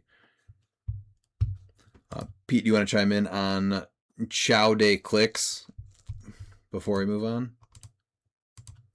There's a lot to unpack in this question and some statements and stuff, and I'll just make it very simple. I think that there's two things to me. WizKids needs to make a stand on this. There needs to be rules and consequences that are obvious. The Rock did it, and it enables the judges to make the right call, which is what they should be doing and should be enabled to do the whole time. I think this is my only other point, and I don't really want to talk about a ton of other negative things about this event because this event is an overwhelming positive thing. But people went to a charity event. This is the feel-good event of the year. I've said it, and it's pretty well prized, honestly, from what I saw. And Scott's out there trying to do something that hits close to home. This is a disease that affects his wife and his mother-in-law, and it's debilitating, and it makes for very difficult situations as people with Huntington's age. And you went there and you decided to stir up shit. So I would just say why? Like, sort out your own reasons for doing that and just come back better. I think if people are found to be violating these code of conduct, I guess we'll call it, they should be given another chance because nobody should lose everything in this community for one bad decision. But there are certain people that really need to really say to themselves, this may not be something that I should be participating in if I have to stoop to those levels of nonsense. Mm-hmm. So I just want to see players be more vocal about this stuff and continue. I think that we are in a much better place right now than we were even a year ago to start making changes. So don't stop. All right, we have Mark Wright. What was the most surprising over the tournament? I would say it's going to be the final game and how that went down for Silver. I don't know if Ant just didn't see that coming or he was just unaware of what Superman did, but yeah, that was just a wild start to the game, and seeing everything kind of get set up and not have an answer to what was about to come, that was very surprising to me. Miles? Yeah, no, that finals was an insane way to end the weekend stream. It was just it, yeah, and it was, it's been a while since, I guess since CCO where we've seen like that definitive of just a decimation in the finals. We're just off a plate against the Phoenix Force Thor played by Michael Nelson. Because usually the finals, we never really see that Mm-hmm. from a major event. Pete, what about you? Most surprising? The diversity of the builds. I mean, honestly, the finals was incredible, and one by like honestly just an amazing alpha strike, right? Like that pretty much kind of just took everything and went JM's way after that, and he deserves all the credit for building the team, sticking with the team even when he went down 0-2 and brought it back. But I really just the most surprising thing was we've always said Silver's the best format, but the diversity of the builds, like there were repeat pieces, but the repeat pieces were played on different builds, which was so cool to see. So I loved it. Then we have Mark Bird. Howdy, degenerates. Hope you're all doing well. What were some of the non-game related experiences that were highlights for the weekend? Just being at the event is a blast. I know I missed last year, and I definitely had FOMO, so I did not want to have that again. So I made sure to make it this week or this year. And the auction night, that's just can't miss stuff. So being able to experience that again was awesome. Miles. Yeah, it's I was sad that I missed it. But it's just unfortunate that the week keeps falling on the wrong week of May. Because yeah, the auction, being there at the auction live it's really fun. The event as a whole is fun. Getting to interact with the other players. And like that's one thing that's really hard to stream is like how like inviting that is. Pete, how did you feel like the auction stream was with the live auction after it? Oh, I really enjoyed it. It was cool to make you kind of feel like you were there when you couldn't be there. I will tell you that my FOMO was at an all-time high after missing during this, that. I get on stream, because like this is, yeah. The stream it's- does not do it justice. It's As one of my favorite, I am going to kill that bird. As one of my favorite things, I just wanted to make sure that we were able to get that a little bit out there because I think that is one of the main reasons to go to the event is just that not only the auction but the live part of it. So hopefully people did see that and they want to come next year because of it. We've been waiting for Pete to say bird every time the bird went off. I was trying to get that, that running joke. The bird is like, he's really working overtime today. Exactly. I don't even have a bird. I think it's your chair. Stop it. I thought it was Pete's chair for months. It was me. It was me all along. Everything bad day. Pete, did you answer this or no? The highlights? The live stream. Yeah. Not to give you even more credit, because at this point I'm tired of giving you any credit. You can do a little more. The live auction. That's it. That's all I got. Okay. Was super cool. I mean, of the non-game related experiences, I didn't really get to participate in anything other than watch it on my iPad. So that was, that was it. That was my Oh, that's what we missed, is having me commentate with you on via iPad. That's what was missed. I don't think you This understand is an idea the we way need that to the way into. the delay would be. It would be terrible. That's a terrible idea. I think it's worth a shot. You know what? I think we have don't. to give it a shot before we say no. Why don't you try that out in the Pacific Northwest and let me know how that works? Yeah, I can do that. I can do that, no problem. Okay, great. Can't wait. Looking forward to it. All right, number 2. You know what? I'll go ahead and do it again if you're local, and we'll just beat you again. Mark's second question was thoughts on having a limit to items you can actively bid on for the online auction. There was maybe 2 or 3 names I saw prolifically across all 6 groups, and one name that certainly won the bids for the lion's share of items. Completely get this is for charity and raising as much money as possible, but people using whale tactics to deter others from getting or staying involved. Was that person's named anonymous? Because I saw them quite a bit. I honestly thought it was done really well. I think my only issue with it were not very clear directions on how things were working. I think I heard that it was like eBay where you put like a max bid in, but it will only be whatever the bid is. And then as other people bid it up, you stay the top bidder until they pass your max bid. That ended up not being true. And as soon as you did a max bid, it instantly updated to your max bid. And that's just what the top bid was. And then that sucks. Yeah. And that there was also no overtime, and there was overtime. I think it was like 2 minutes after something was bid on, which I think the overtime is cool. I just think it would be a little bit better to have all of the information out there. So this was the first year. I think it still went way more smooth than any other year. So, now we'll just know going into it, this is what to expect. And I think that both of those things are fine. It's just good to know. I do think I would like to see that be more of what I mentioned, though, with the bid and the max bid, because every time that you make a bid, you have to go through the whole thing where you fill out like your credit card and email and all this stuff. And then basically like it just takes a little bit longer to bid versus you just hit, like up my mark. So not having an account, I think kind of made stuff a little bit rough. I don't even know if rough is the word. What would you say, Pete? Because you bid on stuff. Well, I'm going to tell you the story of how I made sure I got my stuff I wanted after I decided I wasn't spending anymore. So fortunately or not unfortunately, I was at a work dinner. So it was ending at like 8 o'clock our time, right? So at 7:55, I excused myself and went and hid in the bathroom. And it was just refreshing. And then it came out, and I was like, "All right, I'm good. Everything's good."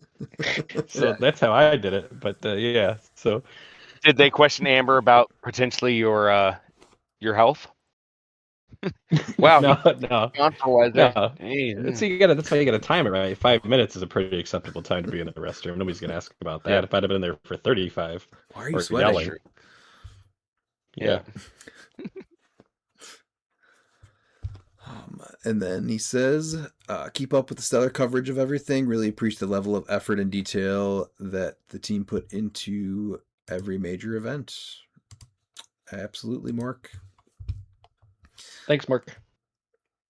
Then we have one from Anthony Barnstable. Should figures in the charity auction, especially when they consistently sell for $1,000, be silver legal?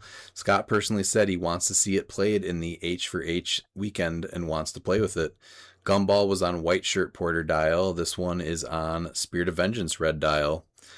So I would 100% support a $1,000 figure that has the correct sculpt and card that matches with all the powers be played in any event. So I personally would allow it. What about you guys? I played a sculpt swapped Lex Luthor that was the Orange Lantern. And I let my opponents know, and I'm like, I have the original figure right here, but I'm going to use this one. And like you said, as long as the dial's correct and the base and everything, sure. And if you're trying to play and if you're trying to play the Red Hulk, the Legacy Red Hulk, custom on a 1x1, then obviously no. But it's on his dial and everything. Yeah, I mean it's just a sculpt swap, and as long as you let your opponent know, I don't see it as a problem because I do it because I'm a stickler for stuff like that, and so I have plenty of sculpt swap figures. I just let my opponent know who's who, and if they really want to say no, then I have the original just in case. And if you can win a switch click and use that as any sculpt, why couldn't you use this one? I think that that would be fine. Pete? Yeah. I think we're in favor of fun and uniqueness in this community, so I think it's absolutely fine. As long as it's not changing. Yeah, it's just a sculpt swap figure, essentially, right? It just plays like Spirit of Vengeance. That's what it is. It is basically Spirit of Vengeance, but it is Scott Porter riding a horse. So I'm going to go one step farther, and I think everybody should get a Scott Porter figure to play during Scott Porter weekend. But they have to, before every game, they need to play on the loudspeaker of Porter singing Pony by Genuine. Yeah. Yeah. Sure. Yeah. Every Search round. it up on YouTube. Every round that hasn't heard it. A different figure gets swapped for Scott Porter sculpt. Yeah. Like this round, it's Perdegathon's banned in every format forever. Never mind. All right, back to the drawing board, boys. We'll talk to the producer. All right. Then we have Jeff Dumas. Would it have been overly difficult to switch to a mic for between matches to get more of the table talk? Jeff, let me know what you mean on that, because I'm all for trying things on the stream. I had it set up where each player was mic'd up themselves, And then when I was doing the commentary, I had the same mic that I used for the podcast for that. So He's let me talking know about when the games end early and the mics were cut, so their conversations were cut So, off. so there's some conversations that happen between games, and that should not be on people's streams. I'm just gonna say that, having sat around at some of these events, yeah. So Yeah. I tried to. Some of that then was, I would keep them mic'd until they were like didn't finish talking about the actual game, but then when they started talking about other stuff, then I would cut them. But again, the days were very long, so I charged the mics in between rounds, and that way they're good to go for the next match. So Miles and I have been meeting with our producer about some in-between game content. great. Yep. I can't wait to see how that plays out, because so far we've That's had gonna be zero help. It'll be great. You'll love it. Either we had a great help. Either way. He produced the last episode, 2 under an hour. Did not do Every anything. time we've suggested something, you've shot us down. The iPad on the side. You were so fast in saying Because no. what you don't understand is that your suggestions just equal more work for me, and they don't even work. It's just more actual work that wouldn't work out at all. Listen, that's a sacrifice we're willing to make. If you think Yeah. me talking to an iPad while two people play a game 3 feet away from me is a good idea, and that's trying to be shown on a stream, that's just a terrible idea. It will not work. Do you have any other ideas that we should go over real quick and review? Lots of negativity. Nope, we're meeting with the producer. Yep, you know what else was thought to be a terrible idea? Was John Cena as a rapper. And guess how that turned out? Who said it was a bad idea? Oh, he was about to get fired. Stephanie McMahon was on board, but Vince wasn't. He thought it was a bad idea. Well, Vince And only he didn't makes like it. good ideas, so that must have been his only mistake ever. You know what? Was not getting Cena Gobbledygooker. right away. All right, they tried it and it succeeded. Now- it was now we're amazing just for the outright- kids. Now we're just outright lying. Vince McMahon does not only make good ideas. He says, either way, thanks for the coverage. What were your biggest surprises from the weekend? I think my biggest surprise was that Null won sealed. No, it was Yeah. really just the final of the Silver Age event, I think was the biggest My one. biggest surprise from the weekend was something besides Null was in the top 4. That's what my biggest surprise was. We did, I think, breaks big surprise on who said that. Was it Mark's question? Yeah, Nick didn't No, play Mark, Juice. right? That was my biggest surprise. Well, he could have done it in the team event and chose not to. No, that's fine. What piece did Nick cause to lose value so I can go buy it now this weekend? Phoenix Force store. Yeah. Oh, I already got one, damn it. Oh, Pete, real quick, can you read what ClickSharks said? Do you have the questions up? The sense of the community in the auctions No, is before beautiful that. to see. What does it say before that, though?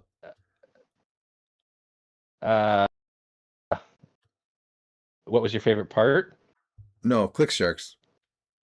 Oh, fine. I'll read it. You're for you. amazing for streaming so much of it. Redman, Yeah. you're amazing for streaming so much of it. Redman, he watched it for too many hours over the weekend, Redman. Hopefully he can attend one day. Thank Ryan you, Ravage ClickShark. Redman. That's great. Thank you, ClickShark. Do you want to keep reading? That hurt. No, I'm good. All I right. can read it now because I don't have to bring up you anymore. All right, The there you sense go. of community in the auctions was beautiful to see. Well, thank you. What was your favorite part? Question. What was your favorite part? Oh, I was going Rabbit. to let you go first.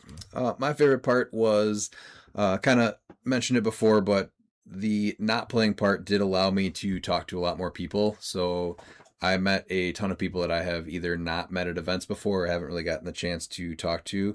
One of the people that write in a lot, Konstantin Savitsky, I got to meet him.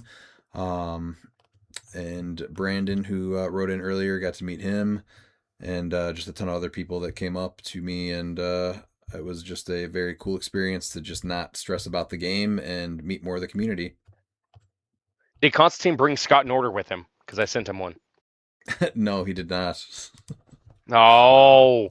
Constantine, come on. That was the entire prop. That was the entire goal. I said, all right, I'm sending you Scott in order. You have to get Scott Porter to sign Scott in order. Oh, you know what was one of my least favorite things, though, is that Jay Major did not bring his Silver Pulp Championship belt to the event. I'll tell you that. Oh. Oh, come on, Jay. Miles, what was your favorite part of the event? Watching the stream, being able to be there without being there. So, yeah, cliX allows me to forget life, and so I enjoy watching the streams, and the full coverage was nice. Like I couldn't watch it all the time, but when I was able to, it was on. So I watched it all the time. Why couldn't you?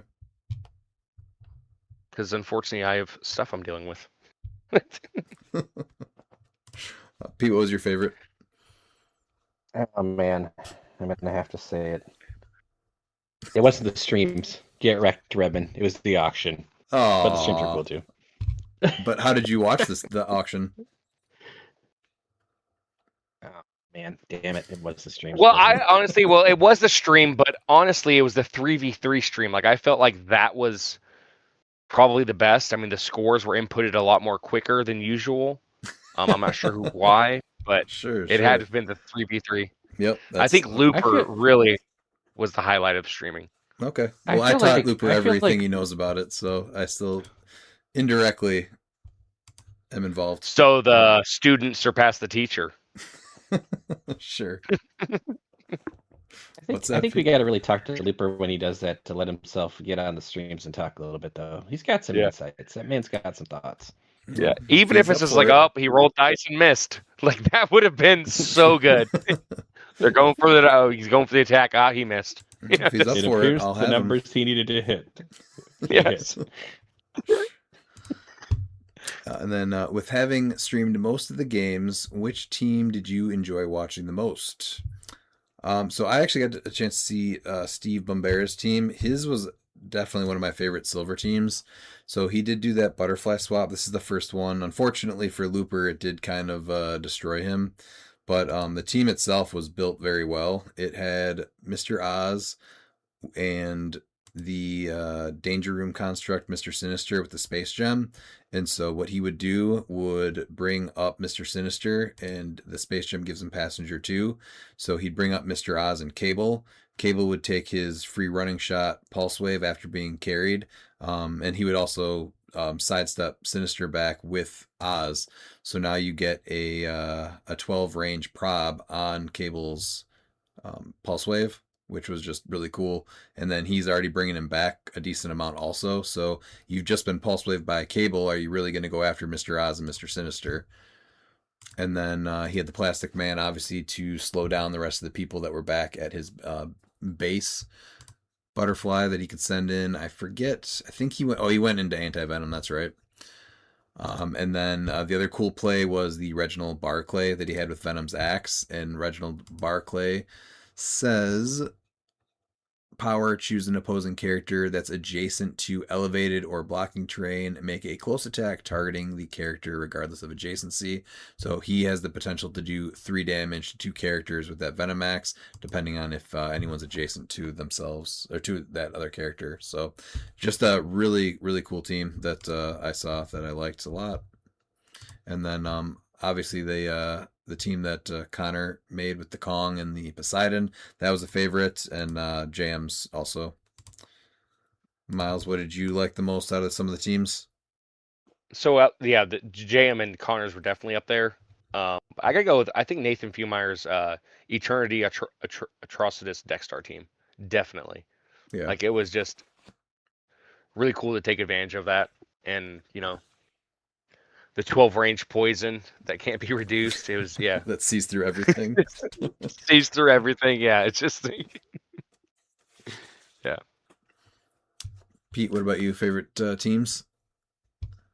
Lou's team was amazing. I really liked that. I liked all the Eternity builds. They all had a different flavor to them.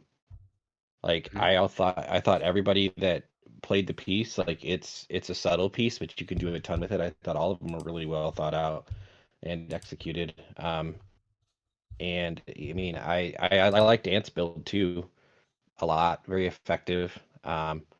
and I liked obviously JM's playing his game, playing it his way, and won the day. Mm-hmm.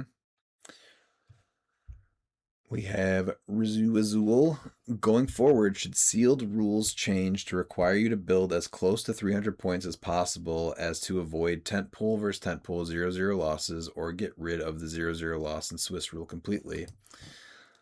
I mean, honestly, that's just a negative for the people that decided to build like that, right? Yeah, I think temp poles are the issue more so than making you build as much to 300 points as possible. And if the 0-0 is like that's what happens.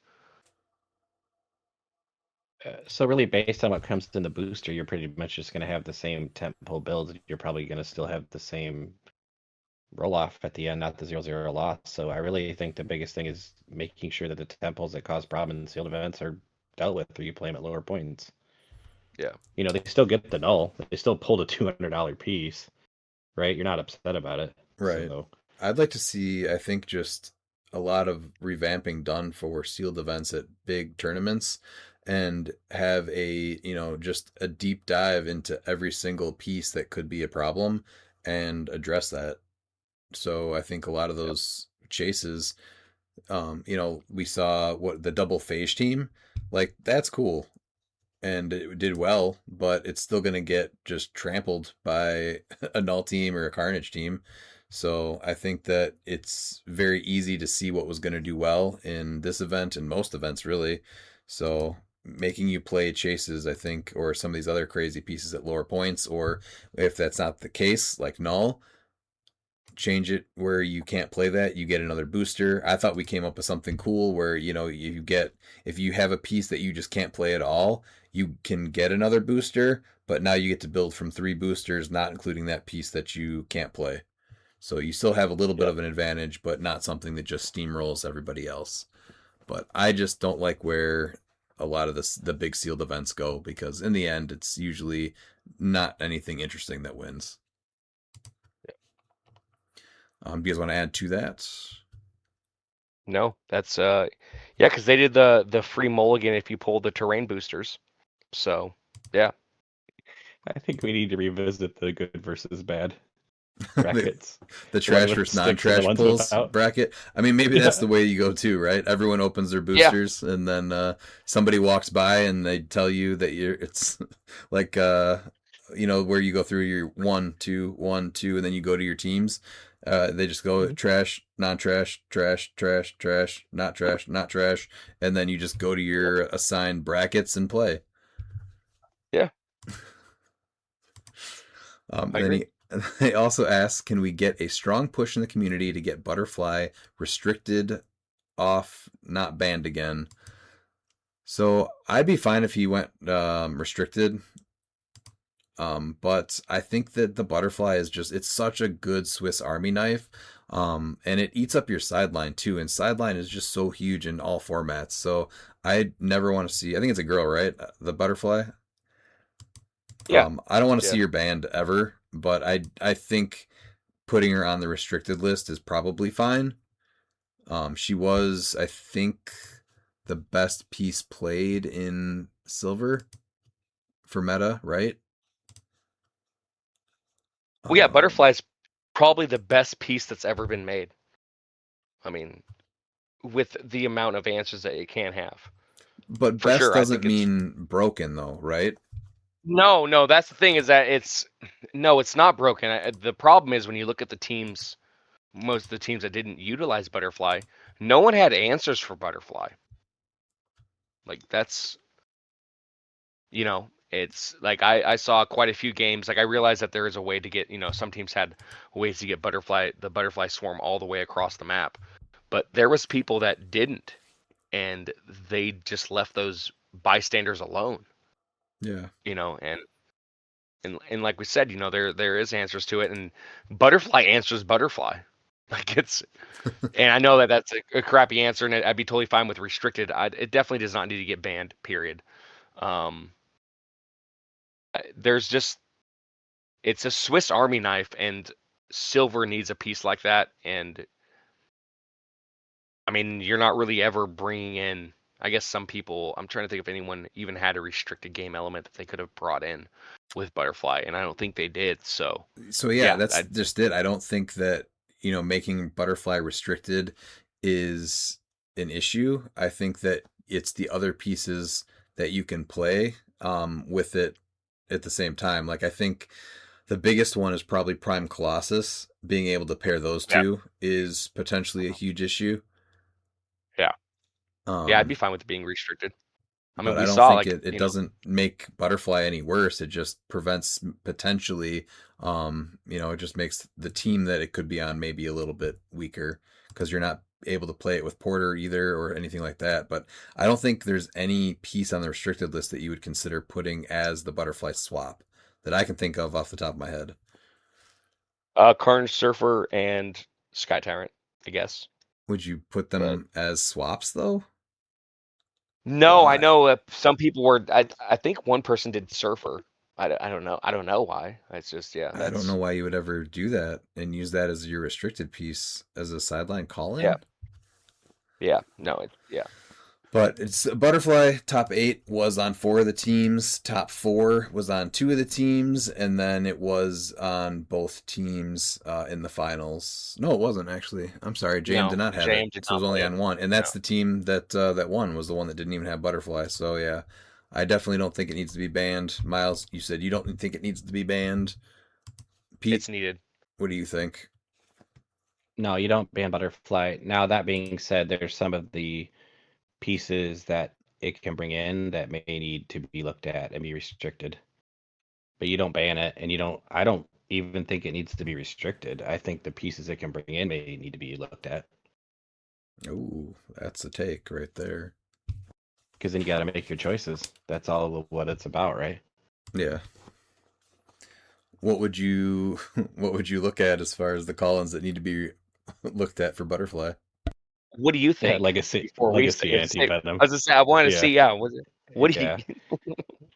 That one, that guy needs to be looked at for a restricted piece, and he's still a great restricted piece because he just takes away a whole piece's powers. What's wrong with You him? know, and Though? people try 100 ways to do people it try to disorder. compare him to like Leech or the runes, and it's not the same at all. Yeah, it's He way just harder. it's way harder to pull him off than the other ones. Who are some of the easy characters to pull off? Who would you like to pull off? Yeah, Agent, yeah, just the anti-venom legacy. I think he's the easiest to pull off. Okay. Would you pull off Leech or he is he too small? he's too small. But yeah. I'm not gonna get into that. Okay. Pete, who would you like to pull off? That takes away powers. boy, none of those are good answers. No good answers in this. I'm going to pass. Next question. All right. Then we have Azareth Strife. How much did you enjoy watching She-Hulk win a championship live on your stream? Well, as all that really did was want me to get matched up with you even more so I can be your first KO on her because that would make me feel very good. That's all. Yeah, just sell out to KO her, even if you lose. That's I don't fine. care. I KO'd her. Yeah, Yeah. exactly. He's very, very proud of. I forget what the number is. Do you know, Miles, by chance, what the number is on that? 18. It's got to be over. Something. It's maybe more. 18, and because he had red, white, and clicks and worlds. So He's, I think, done some like states or I want to say like 18 Yeah. for some reason is her number, and he's played 18 rounds with her, and she's never been KO'd all the way. So that's my goal, is to be an event where you play She-Hulk, and that is my goal. I don't care if I lose. I want to KO her first. That's my goal. That's what her winning a live championship on my stream did for me. Yep, Leader and Blue Beetle. I want to delete her. Ooh, that's a good one. I do like that. Just being able to delete her. That counts as a KO, right? Yeah, it does. Yeah. Pete, did that do anything for you? Watching She-Hulk win a championship? Oh, I loved it. Absolutely. S took his lady to the top of the mountain. And she deserved it, and he did too. Yep. Agreed. Last we have Ethan Jacobs. What sort of apology would be sufficient? Ethan, I think just knowing that you need or want to apologize is a great first step. Just reach out to the people that you think you need to. Like we talked about earlier, this community can be forgiving, but they will remember issues that repeat themselves. So I think that reaching out to the people that might have had issues, I think that would be a great first step.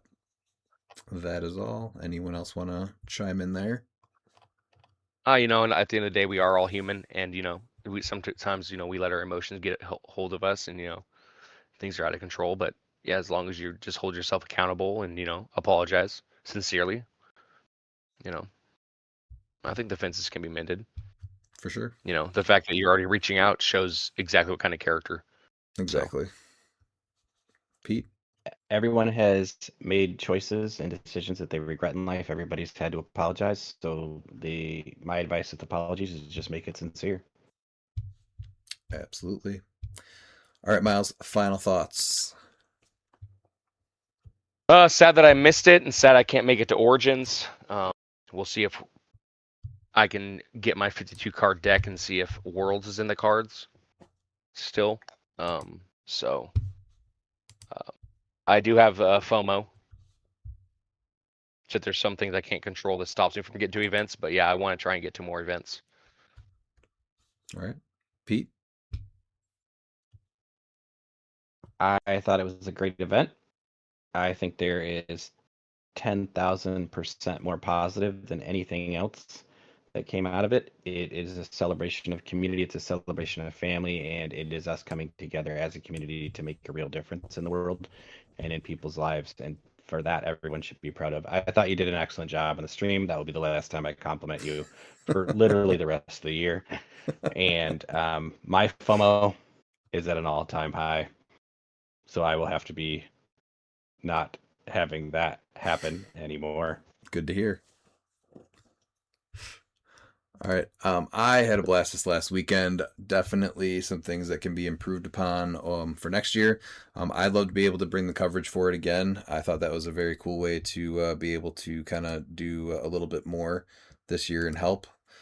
Thanks to everyone who did jump on the stream and play their game. I personally want this game to, get as much exposure as it can. It's not always easy to find somebody to play their game on stream. So thanks for everybody who did when we asked. We did not exclusively stream the top table either. So that's something I don't think mention to you guys, but I was more or less looking for unique teams and tried to mix it up. Even after cut on a lot of these, always getting as many games on stream that didn't have a player that was already on stream that day, if I could. Did you guys notice that, or what did you think about that versus always just having the top table? I thought it was better than just having the top table, because I think that's one thing that goes unseen in these events is that these fun teams that they may just have bad luck, but you want to try and make the stream as enjoyable as possible, and it does get monotonous just seeing the same build on the table all the time, right? Because we're trying to reach a bigger audience, and a lot of people want to see those fun teams. That really showcases why this game is fun. Mm-hmm. And just because you're not going to make cut, I don't think that you should be ignored as a player. So it's cool to see those teams get. And maybe that's get some something coverage that we change at our events. Do you think that we should do that, Pete, where we're mixing it up a little bit with who gets on stream instead of doing? Yeah, I think until later rounds, that's absolutely appropriate. If somebody's telling you about a cool team or something they played or a great game they played, or someone that's like, you need to get this person on stream and hear their thoughts and hear them talk about their team. I think it's great. I think it would just increase the community feel, right? Yeah, for sure. Like we know the guys are gonna have a good chance to be there at the end of the day. Like we all know those names, but to get other people in there and see their ideas and hear their thoughts would be super cool. I mean, I'd love it. And you somehow managed to make us talk about how great the stream was one more time, Redmond. I got Nicely you. done. I got Nicely you. done. I think top 8 is a perfect example of why you don't always do the top table, because we were able to showcase something that's really not seen a lot, with the Fellowship and the character of Connor, Yeah. along that. And I think that's, stuff like that's very important. And normally if you just have the top table, you would hear about it, but there would be no evidence. And I think people seeing that will also change the way that they potentially play and everything.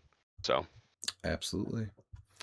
If there is anything people who did tune in to that they loved or didn't love, I would actually appreciate it if you did reach out. Let me know what you might want to see more of or try. Just kinda, I have something. don't say Miles' stupid face on an iPad. No, I just want you to wear a top hat and a monocle. I'm not wearing a top hat and a monocle. Miles' That sounds stupid terrible. face on an iPad. All right. Well, that's it. But moving forward, we have Origins right around the corner, so we'll start talking about that soon. This weekend is our monthly Invitational Championship, so we'll be streaming that all day, so feel free to tune into that. And remember...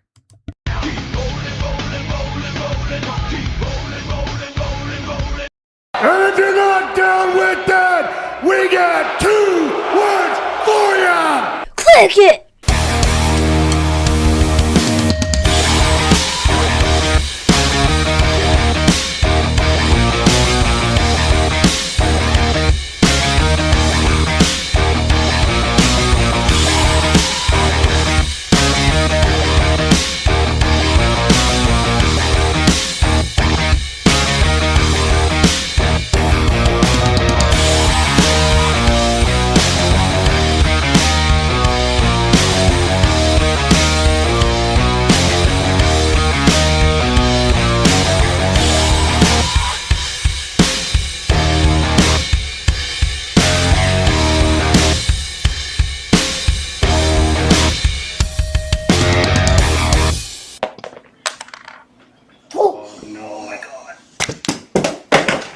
Get wrecked, birds.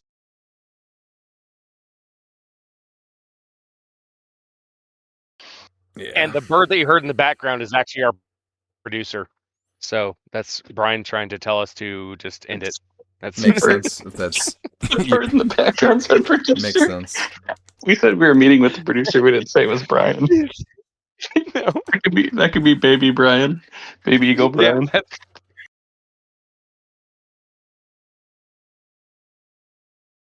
Oh, look at that. Jeremy just put, you got Bookwood Rules event coming Monday, June 1st. God damn it. $4 buy-in. 300 silver. 300 points unrestricted Silver Age. Your force can be 400 points, but only if you have 4 characters that each cost exactly 100 points. Juice and Iceman banned for the event.